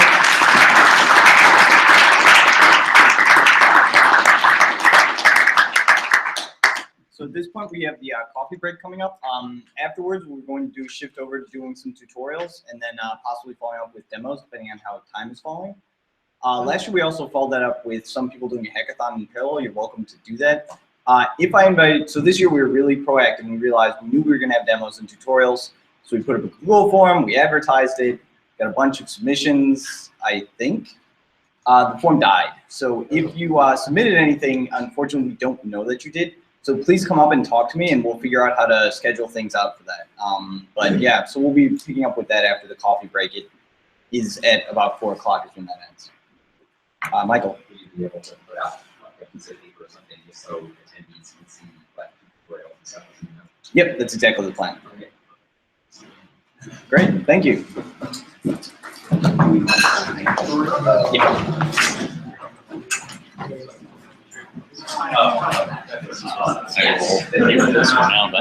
So what's the format for the tutorials? Like, is it like one of us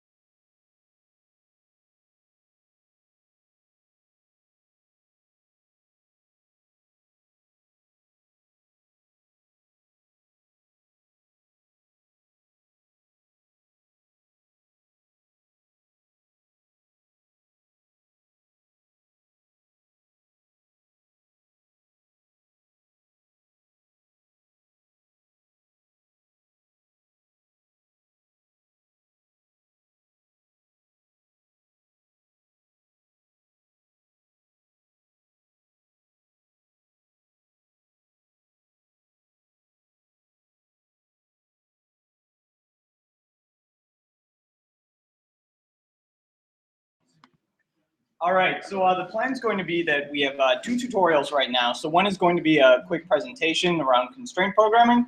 The second one is actually really just designed to be more of a over-the-shoulder kind of thing. So Adam's going to cover just a pitch for what he's going to be tutorializing, and then for those who are interested, they can come over. At that, we're just going to kind of break it for today, so you guys can hang out, go get drinks, take it easy.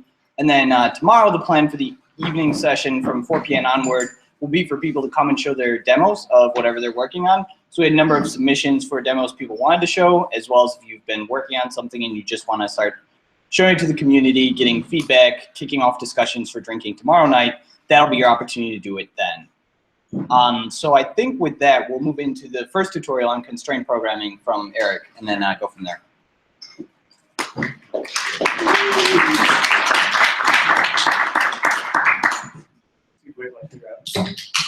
I'm here at the projector. Okay, while I'm setting up, I'll describe what I'm talking about, or like what I intended to convey with this, which is that you may have heard a couple times in the question and answer at this conference or every conference at AID for a while, have you considered using symbolic reasoning, or have you considered using answer set programming, have you considered using constraint programming, or whatever. And so I intend to show you, like, if you've never used it before, what that means and how simple it can be. And if you have used it in the past, and you're like, this is a huge pain in the butt to get this working in my system.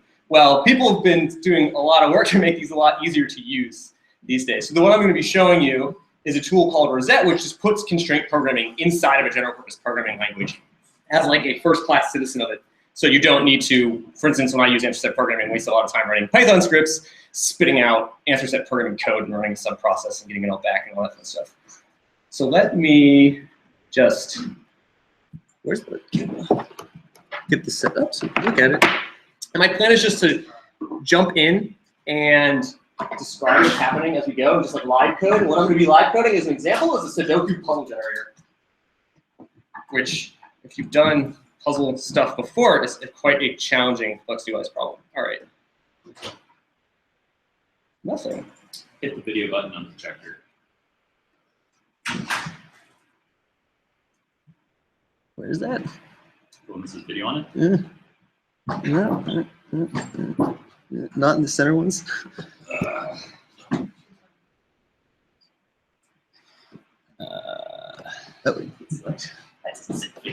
Are you HDMI? Yeah, it's HDMI. There we go. That's unreadable. Let's change some resolutions until you can see it.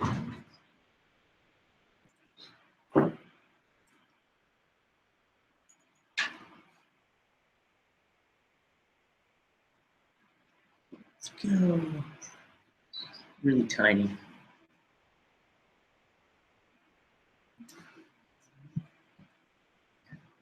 Can we do that? We can see that. All right, let's see if we can.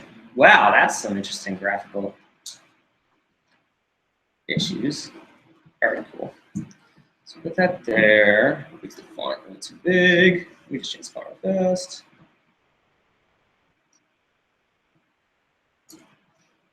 All right, smaller, better. PowerShell I want.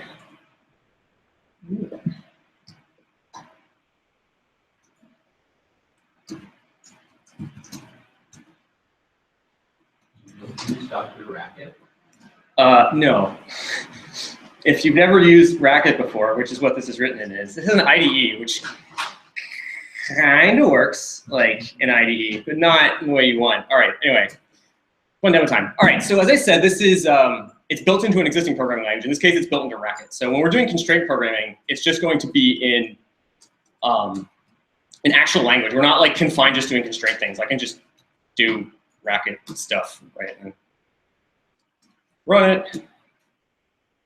All right. All right. So that's the context we're working in.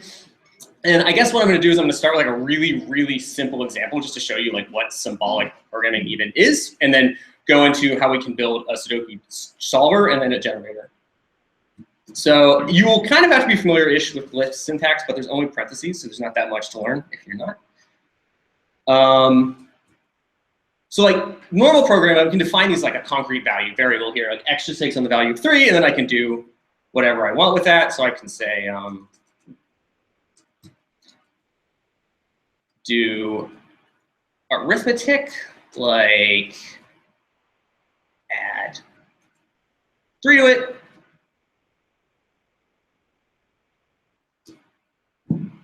save.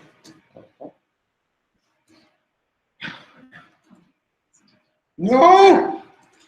We'll get better. I have most of it in the paste buffer, so you won't see me doing this the whole time. Yeah, you can do arithmetic to it. You can do quality checks to it. Say we want to know if this expression is equal to 7, which it obviously is not. And like normal imperative programming, right, it's just like runs through and executes. You have values. Okay, so what if instead, say I'm like a really bad programmer and I don't know how to come up with an algorithm to calculate what x is supposed to be if I want this constraint to be true. And so I want to use constraint solving to do it for me. What's like the most simple case for that?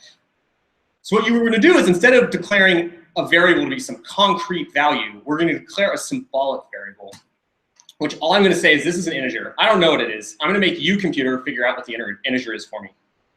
And then we can do the same kind of programming, same constructs, just like built-in racket stuff, doing arithmetic, doing constraints, and I can print this out, and you'll see instead of executing it, we don't know what this is. So what Reset does is it sees that this y variable isn't a concrete value, it's a symbolic integer. And so instead of giving us a Boolean back, it builds up this symbolic expression that represents, oh, this is the computation representing whether 7 is equal to 3 plus this symbolic value. And then we can ask Reset to tell us, well, what is that? So the way you do that is we're just going to assert that this thing is true. And then we're going to use this built-in Reset solve construct, which tells it to find a model for like assign y to something that works. There we go, it found it. So it was able to figure out, since I'm too challenged to use the difficult concepts of subtraction, that I should have used 4 for y to stick it in. That's like the really basic thing. Also, feel free to interrupt me at any point to like ask questions, since I'm just like coding in front of you.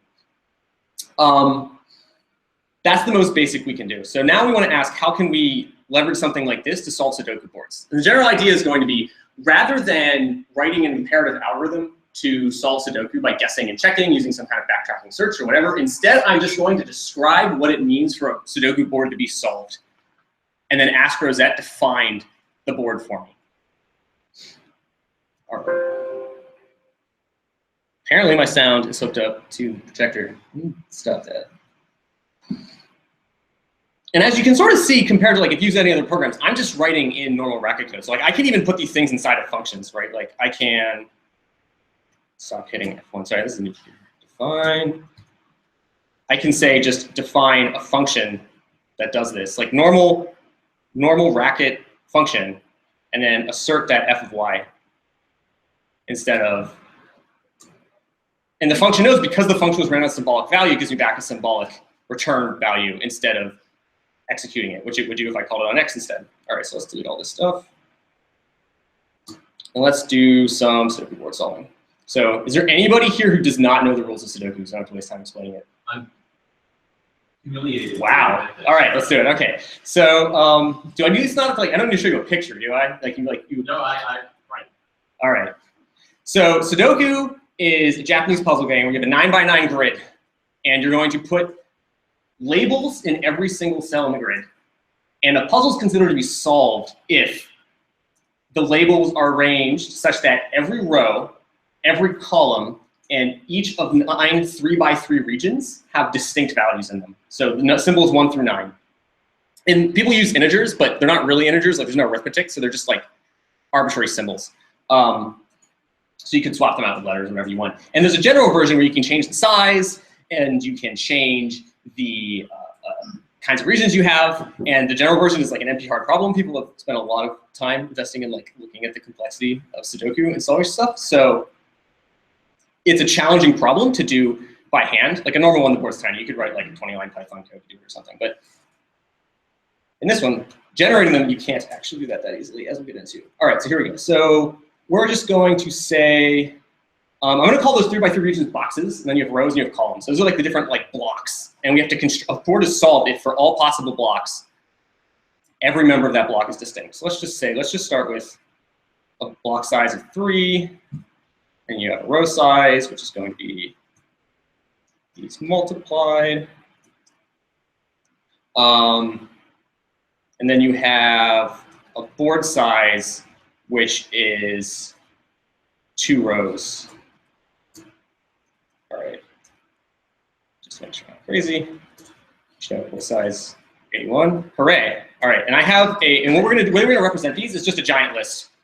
of symbols. I'm not going to use integers for sort of complicated reasons, so I'm going to, but we're just going to represent a giant thing with symbols. So I have one lying around.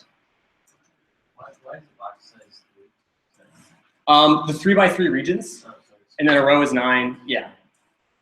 So here's a puzzle, which I just like hard coded. And I just put in false everywhere that we don't know what the entry is, and put in the values that you get as your starting hints otherwise.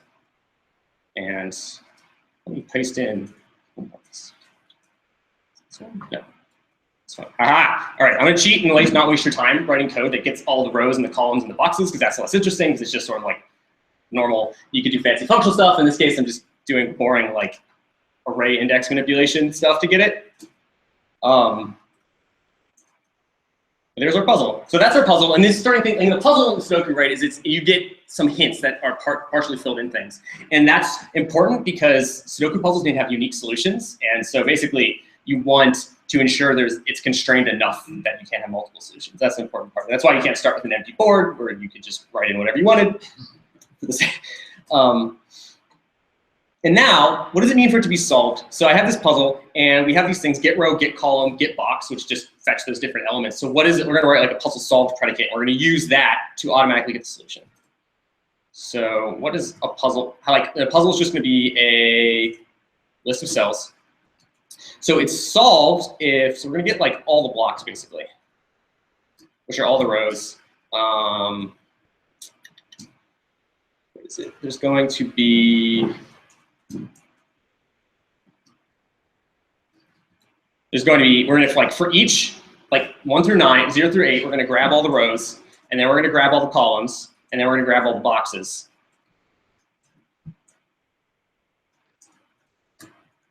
And then we want to say that for every single one of these blocks, they must be unique. So what does it mean for that to be? Rosette comes with this. We could write a thing where you like compare them all as not equal. Rosette exposes a distinct predicate, which is very similar to like Prolog's, like all different. So we can just use that instead. So we're just going to apply distinct to each one of these blocks. And we want this to be true for all of them. So we're just going to and these all together. I'm using this special, if you're familiar with Racket, Racket has a built-in shortcutting and. I'm not using it because we don't need shortcut semantics for this. And the solver is much happier without it. So we can ask, is our P0, well, so what we're going to do is the thing I said before. We're just going to assert that P0 is solved. And we're going to ask it to find the universe where that's true. I hope I didn't make a typo. I made a typo because it's unsat. Let me just copy that. Oh, I know why I messed up. This is concrete. Obviously, we can't find anything. We put the falses in. What we need to do is make a symbolic board. Like we had this symbolic integer before, it was able to manipulate them and find the answer. We need a symbolic board. So what's the symbolic board for this? We're just going to swap out all the falses for. Oh, this monitor stopped working. Okay, we're going to swap out all the falses for symbolic values, using that defined symbolic I showed you before. So let's do that. So I'm just going to write a little helper which says make a symbolic cell. I'm going to have it take an unused argument because build list will be happier. And we're going to use, instead of using like an integer or a boolean, I'm going to use another built-in Rosette operator called choose, which you give it a list of elements and it symbolically chooses one of them. So you can have different choices amongst other things. So we're going to make like the set of possible cells you can have, and we're just going to like symbolically choose one of them. And again, just to save time, I'm not using integers, I'm using symbols. This is just a bunch of garbage to turn the integers into symbols. So I don't have to do that. And I'm missing a require, which I'm just going to copy this one. Save time. It's using an underscore for a variable you're ignoring, a Racket idiom. It's an idiom, but it's like it's still actually just a variable. If you put in 2 underscores, it'll be like, you would put in duplicate variables. And you're like, oh. Right, I was just curious whether Racket programmers or non-former Prolog programmers also do that. I don't know. I've seen it. You know, the other thing. The thing about Racket is I can actually use the lambda symbol for lambdas instead of having to write out lambda, which is my favorite thing. Let's just print out a symbolic cell. See what it looks like. you will see a bunch of garbage, hopefully. Oh. Yeah, look at that. Okay, so what Rosette did here is it constructed this complicated symbolic value that's basically a chain of booleans that says, like, I'm going to make a symbolic boolean. If the first one is true, then choose the first element. If otherwise, if it's false, choose something from the tail of the list. Then there's more symbolic booleans, and that's what's going on there. So that's how we like defined this space of possible choices. And then we're going to ask the solver to choose all of those for us. And so we just need to define the symbolic things. We're going to say our cells is going to be, so we're going to map over the original puzzle. And it's going to be, if the cell is already there, we just want it. Otherwise, we're going to make a symbolic cell. Eric? Yes. Quick question about the choose star. Yes. Did it make a linear chain of pieces there, or it is like I see 7 decision variables for 9 things. and it could be quite a lot too. It made a chain. It made a chain. Okay. It made a chain for them. Wild card not. Oh, oops! I should actually pass in this nonsense here.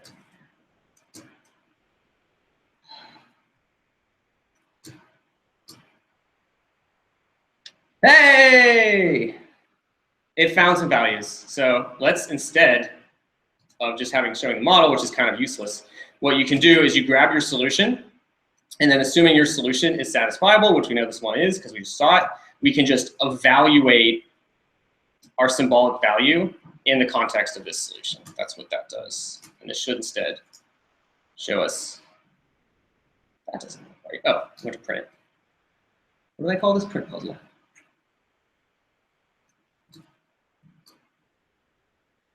Hey, okay. If you scan it, you can see all the rows and the columns and the blocks. It should be unique. So that's how we can solve a Sudoku puzzle in 50-ish lines of code and not having to know anything about search or whatever. All I had to do was describe what it meant for a Sudoku puzzle to be solved. And also you can see it's quite fast for this kind of thing. These sorts of problems where there's just a single existential question you're saying, find me a set of values where some simple, easy to check property holds, are very fast with these tools. If you remember Clutson class, I told you these things are not very fast. This is actually an empty hard thing. But solvers don't care. Someone spent a lot of time, well, someone spent a very long time making things that are practically effective at these kinds of problems that show up in real life. So now we're going to get rid of all this solver stuff, or this other stuff. We're going to switch to generation, which is a much more challenging problem. So we're going to keep around. We're going to keep around some of this.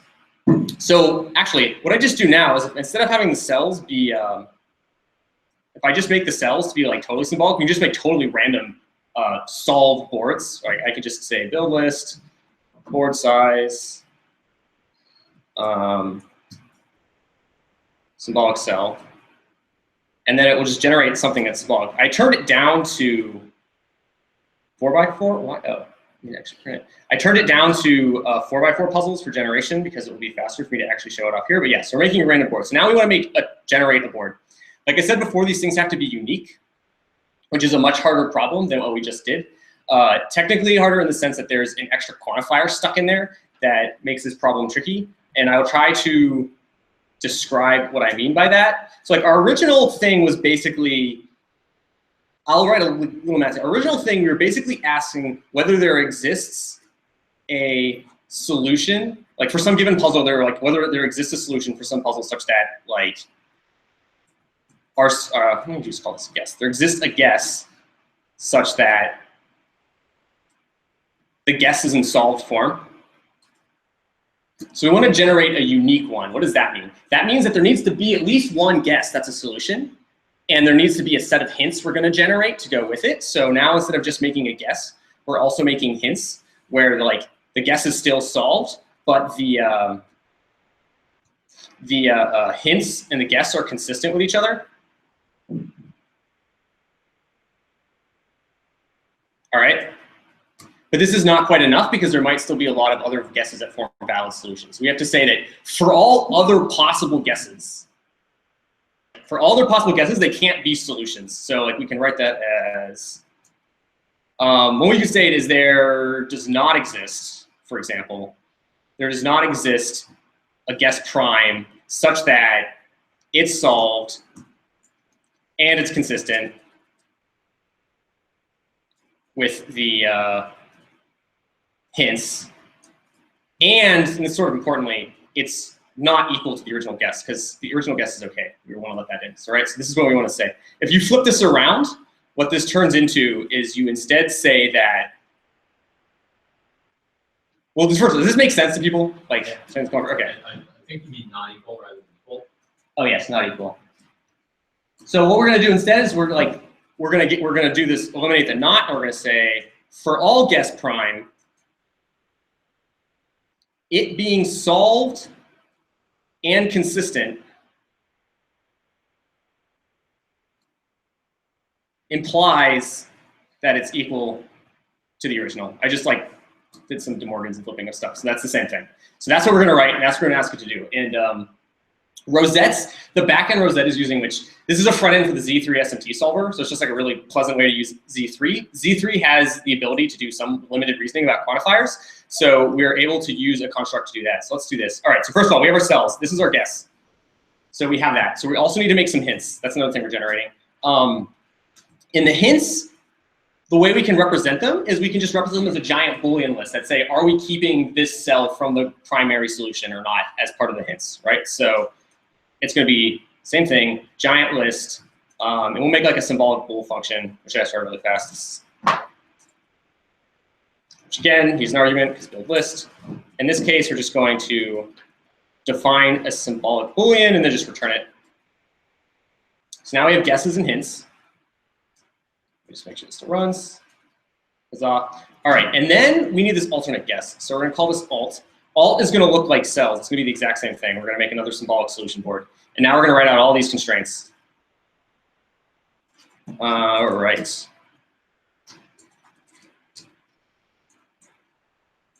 So first, we want our original one. We want the puzzle to be solved, the original form.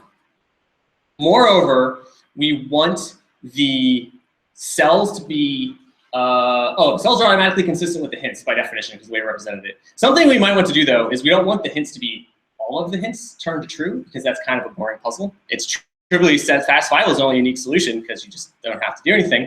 So we're going to assert that the count is somewhat less than the total board size. Like I'll just pick, I know you can do 4 for this. That's like the smallest that you can do for a 4x4 board. So we'll just say the number of hints has to be less than or equal to 4. And then finally, we need to assert this complicated for all thing. So we're counting up the number of things that are true in a Boolean list. So you just use identity to get it back. So all right, so there's a for all construct.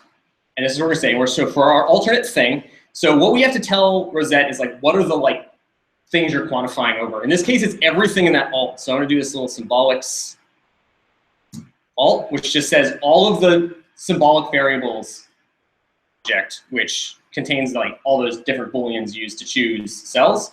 Those are what we're quantifying over. And then we're going to assert our thing. So we're asserting an implication, and our implication is that if it is the case that the puzzle is solved, the alt puzzle is solved, and the alt puzzle is consistent with the hints. So what you're going to do there is this going to be another and. We're going to map on everything. So we're going to map on the original cells, we're going to map on the guess, and we're going to map on the hints. And it's going to be that the hint being true implies that the alternate guess and our original solution have to agree, okay? And we do this on cells, alt, let me move this to the next line so you can see it. Cells, alt, and hints. All right, did that make sense? Like that constraint there? All right, so what does that mean? This must mean that the two things are equal. That's what our implication says. So again, We can just check this cell by cell because we know the structure. So we'll like just give Z3 a hand and not make it figure out, or Rosetta a hand rather, not make it figure this out. So we're just going to map equal onto cells and alt. Let's just stick that there. And if I did not screw that up, we might get a result. We'll find out fast. Oh my God, it worked. All right, let me actually print out the board. Where's like a, I'm just gonna steal this function to actually get the puzzle. Because I'm lazy. Okay, so that's the answer. And then we're also going to print out the puzzle. And just kidding, because I named this variable differently. I called it cells. There we go. I have a valid Sudoku puzzle. And that was a 2QBF problem. So that was like quite hard for a computer or a person to do. And we got this list program to do it in less than 100 lines, including all the extra stuff. And the thing I really like about this compared to other constraint solvers that I had used in the past is I'm just in Racket here. So I can do things like open files or contact the internet or delete someone's hard drive or whatever else I want to do with the results of my constraint programs. I don't have to like, Rosette does the hard lifting of taking this stuff, encoding it into SMT-lib to hand off to Z3, and then decoding the results back so I can just use them immediately. So for example, what I use it for in my thesis work is program synthesis. Since Racket is kind of like a great environment for implementing programming languages, you write an interpreter for your programming language in Racket, except in Rosette, and then I define a symbolic program and ask Rosette to find me a program that like matches whatever constraints I care about it having. So, you know, that's sort of the end of this thing. If anybody has any questions or besides the ringing. Super cool. Is the solver deterministic? And if so, can you turn on randomization somehow? Yes, and I'm not totally sure about that, but probably not. For PCG, randomization is yes. really good. Right. So for PCG, randomization is a great thing, which is why in a PCG context, you will probably find more uses for the solver part than this generator part, at least right now, right? Like solver is great for just verification of anything. If you need to check that the thing you produced meets some certain constraints that were too much of a pain for you to try to enforce while you're generating, and you want to just do some like generate a bunch of stuff and throw out the ones that are bad, use this style of programming as a checker to like quickly eliminate those things. When I do things like program synthesis, like usually I'm putting the randomness as a different level. So like what I'll do is I'll try to find a program and then I'll usually optimize it. So I'll try to find the smallest program, which is something you can still do totally in this constraint solver, and then use that as part of like something that's making decisions, just randomly create stuff. That's sort of the state of the art now. But yes, you found like the primary like weakness of this approach for generating stuff compared to other ones is that it's hard to control the randomness in a usefully quantifiable way. But on the other hand, it can handle like a tremendous number of hard constraints that a lot of other things will fall over on. And let me actually put up the website so you can, oh, hey, I already had it open. How about that? So here's the homepage, which I sent to Alex, maybe, so he will probably put up somewhere.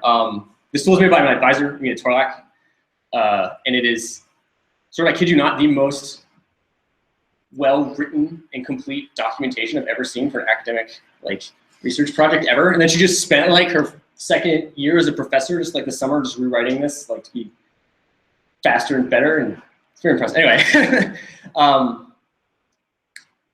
and if you like this thing, you can also use Z3 directly. You use a lot of these niceties, but Z3 does have like a bajillion libraries plugged into. Like I know Joe said he was using it in Clojure through a Java thing. So there's like tons of extensions for lots of things. You can use Z3 directly. Z3 is sort of the state-of-the-art SMT solver that's in use these days, where they have just like a grab bag of different strategies for solving these kinds of problems in there. So it'll probably be faster than whatever you come up with by hand if you can figure out how to encode your problem with it.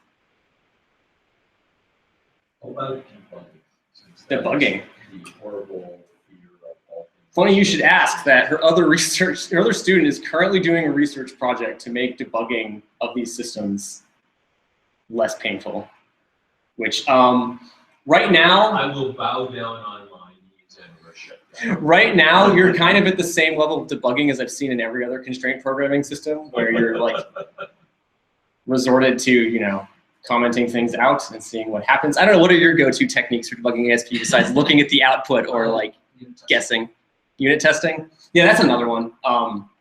That's what I end up using a lot when I'm building really complicated ones, is like aggressive unit testing of like, the part that's nice of why it's like concrete code is I can write concrete unit tests on my concrete code and test it that way. And then when I'm using it in a symbolic manner, I can like do more testing. So like at least I know my code is probably close to doing what I want it to do before I'm trying to use it in a symbolic manner.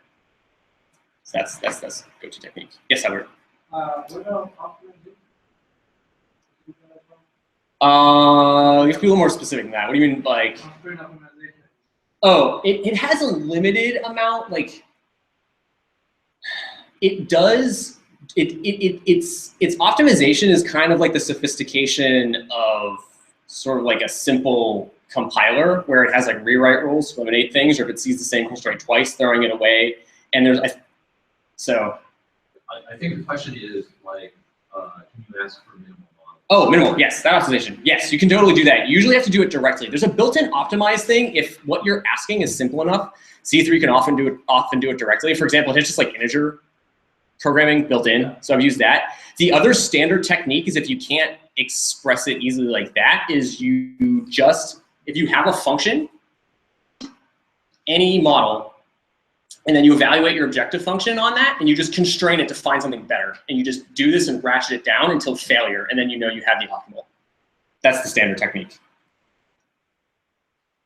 Two related questions. You said something about the end-to-end operator versus the shortcut. Yes. It seemed like that would be like the contents of a eventual value of the symbolic variable affects program control flow.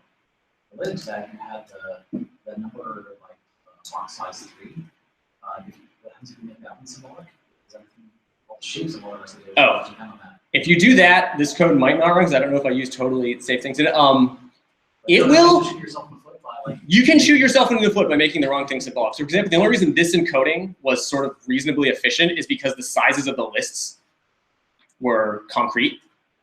If it were symbolic in a way where it could like do it once for each list, you know what I mean? Like the literal symbolic size was it's either 3 or blah or blah, and then it could just like run it 4 times, you know what I mean? Then it'll just randomly pick one. That'll be reasonable. But that's a great way to shoot yourself in the foot, is like being careful about putting certain things concrete and certain things symbolic. And sort of the nice thing, one of the reasons I like this is it's much easier to mix code that's largely concrete or largely symbolic and explore the correct balance. Like always keep track of which things are symbolic or not. In ASP is that like, is this predicate known at ground time or not? Yeah.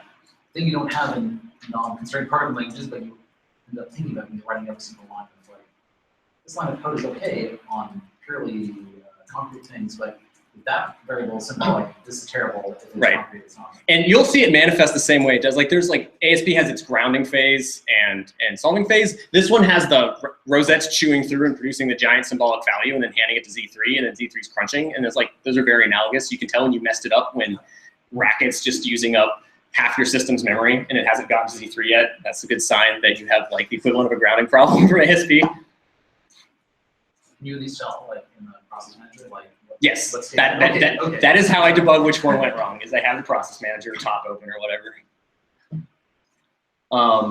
Did you have a second one, or is this just? Oh, just the general category of yeah. what you do about.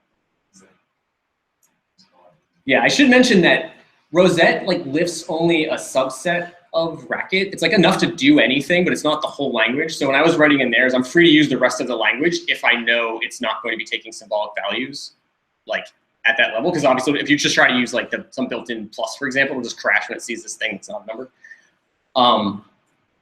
But it covers enough to do anything you want, just maybe slightly less convenient. I see another Albert. Did you have? What about another kind of non-question? Can I do solution? I'm just trying to maximize the other trying to minimize.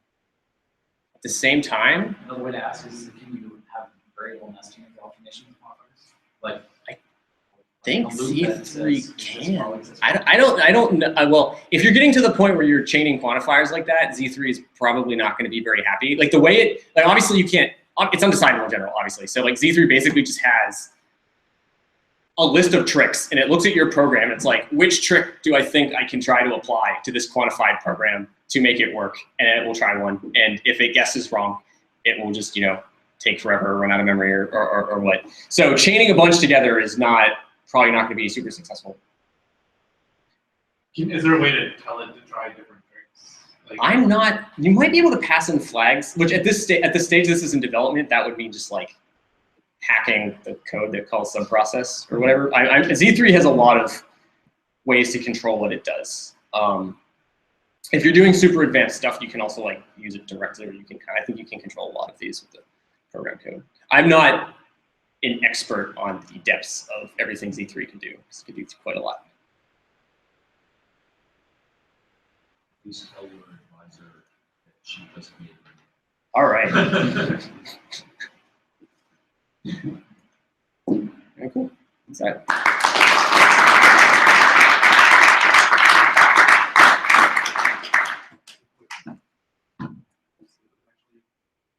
Show something on the screen or not? I'll just talk for a minute and then.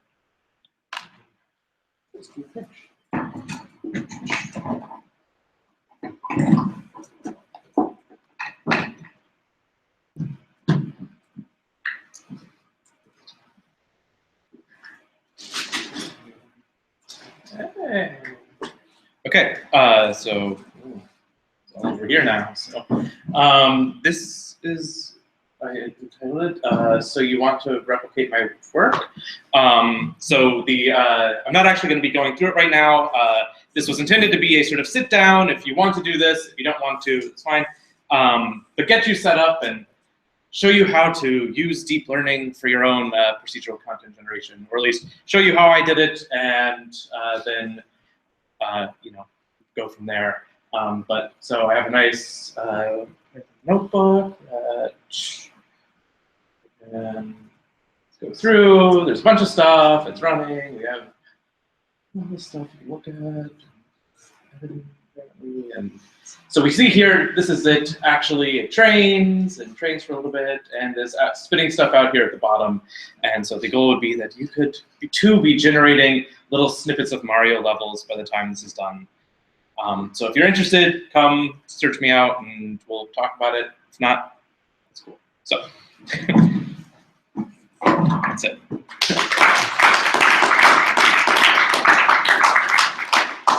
So that wraps this up for today. Tomorrow, if you come back in the morning, we'll be starting off with PCG. We have a couple of talks on that, and then we'll keep going from there. And again, as a reminder, if you're interested in demoing any of your stuff, tomorrow evening will be your opportunity to kind of showcase it to the community and get some feedback. So thanks all for coming, and hopefully we'll see you soon. Did you say there were festivities tonight? Tonight, there's nothing organized, so it's more of go mingle and talk to other human beings. In the case of today, I know that we are the only workshop running, so probably you'll find people trickling in from the other workshops, or you can just hang out with the other people in this room. Tomorrow starts 9:30 a.m. as well. Website does not have that information. The printed out schedule does, so rely on the printed schedule. But yes, 9:30 a.m. tomorrow, same time, same place. Different stream because links change all the time. But yeah, thanks for coming. Yeah.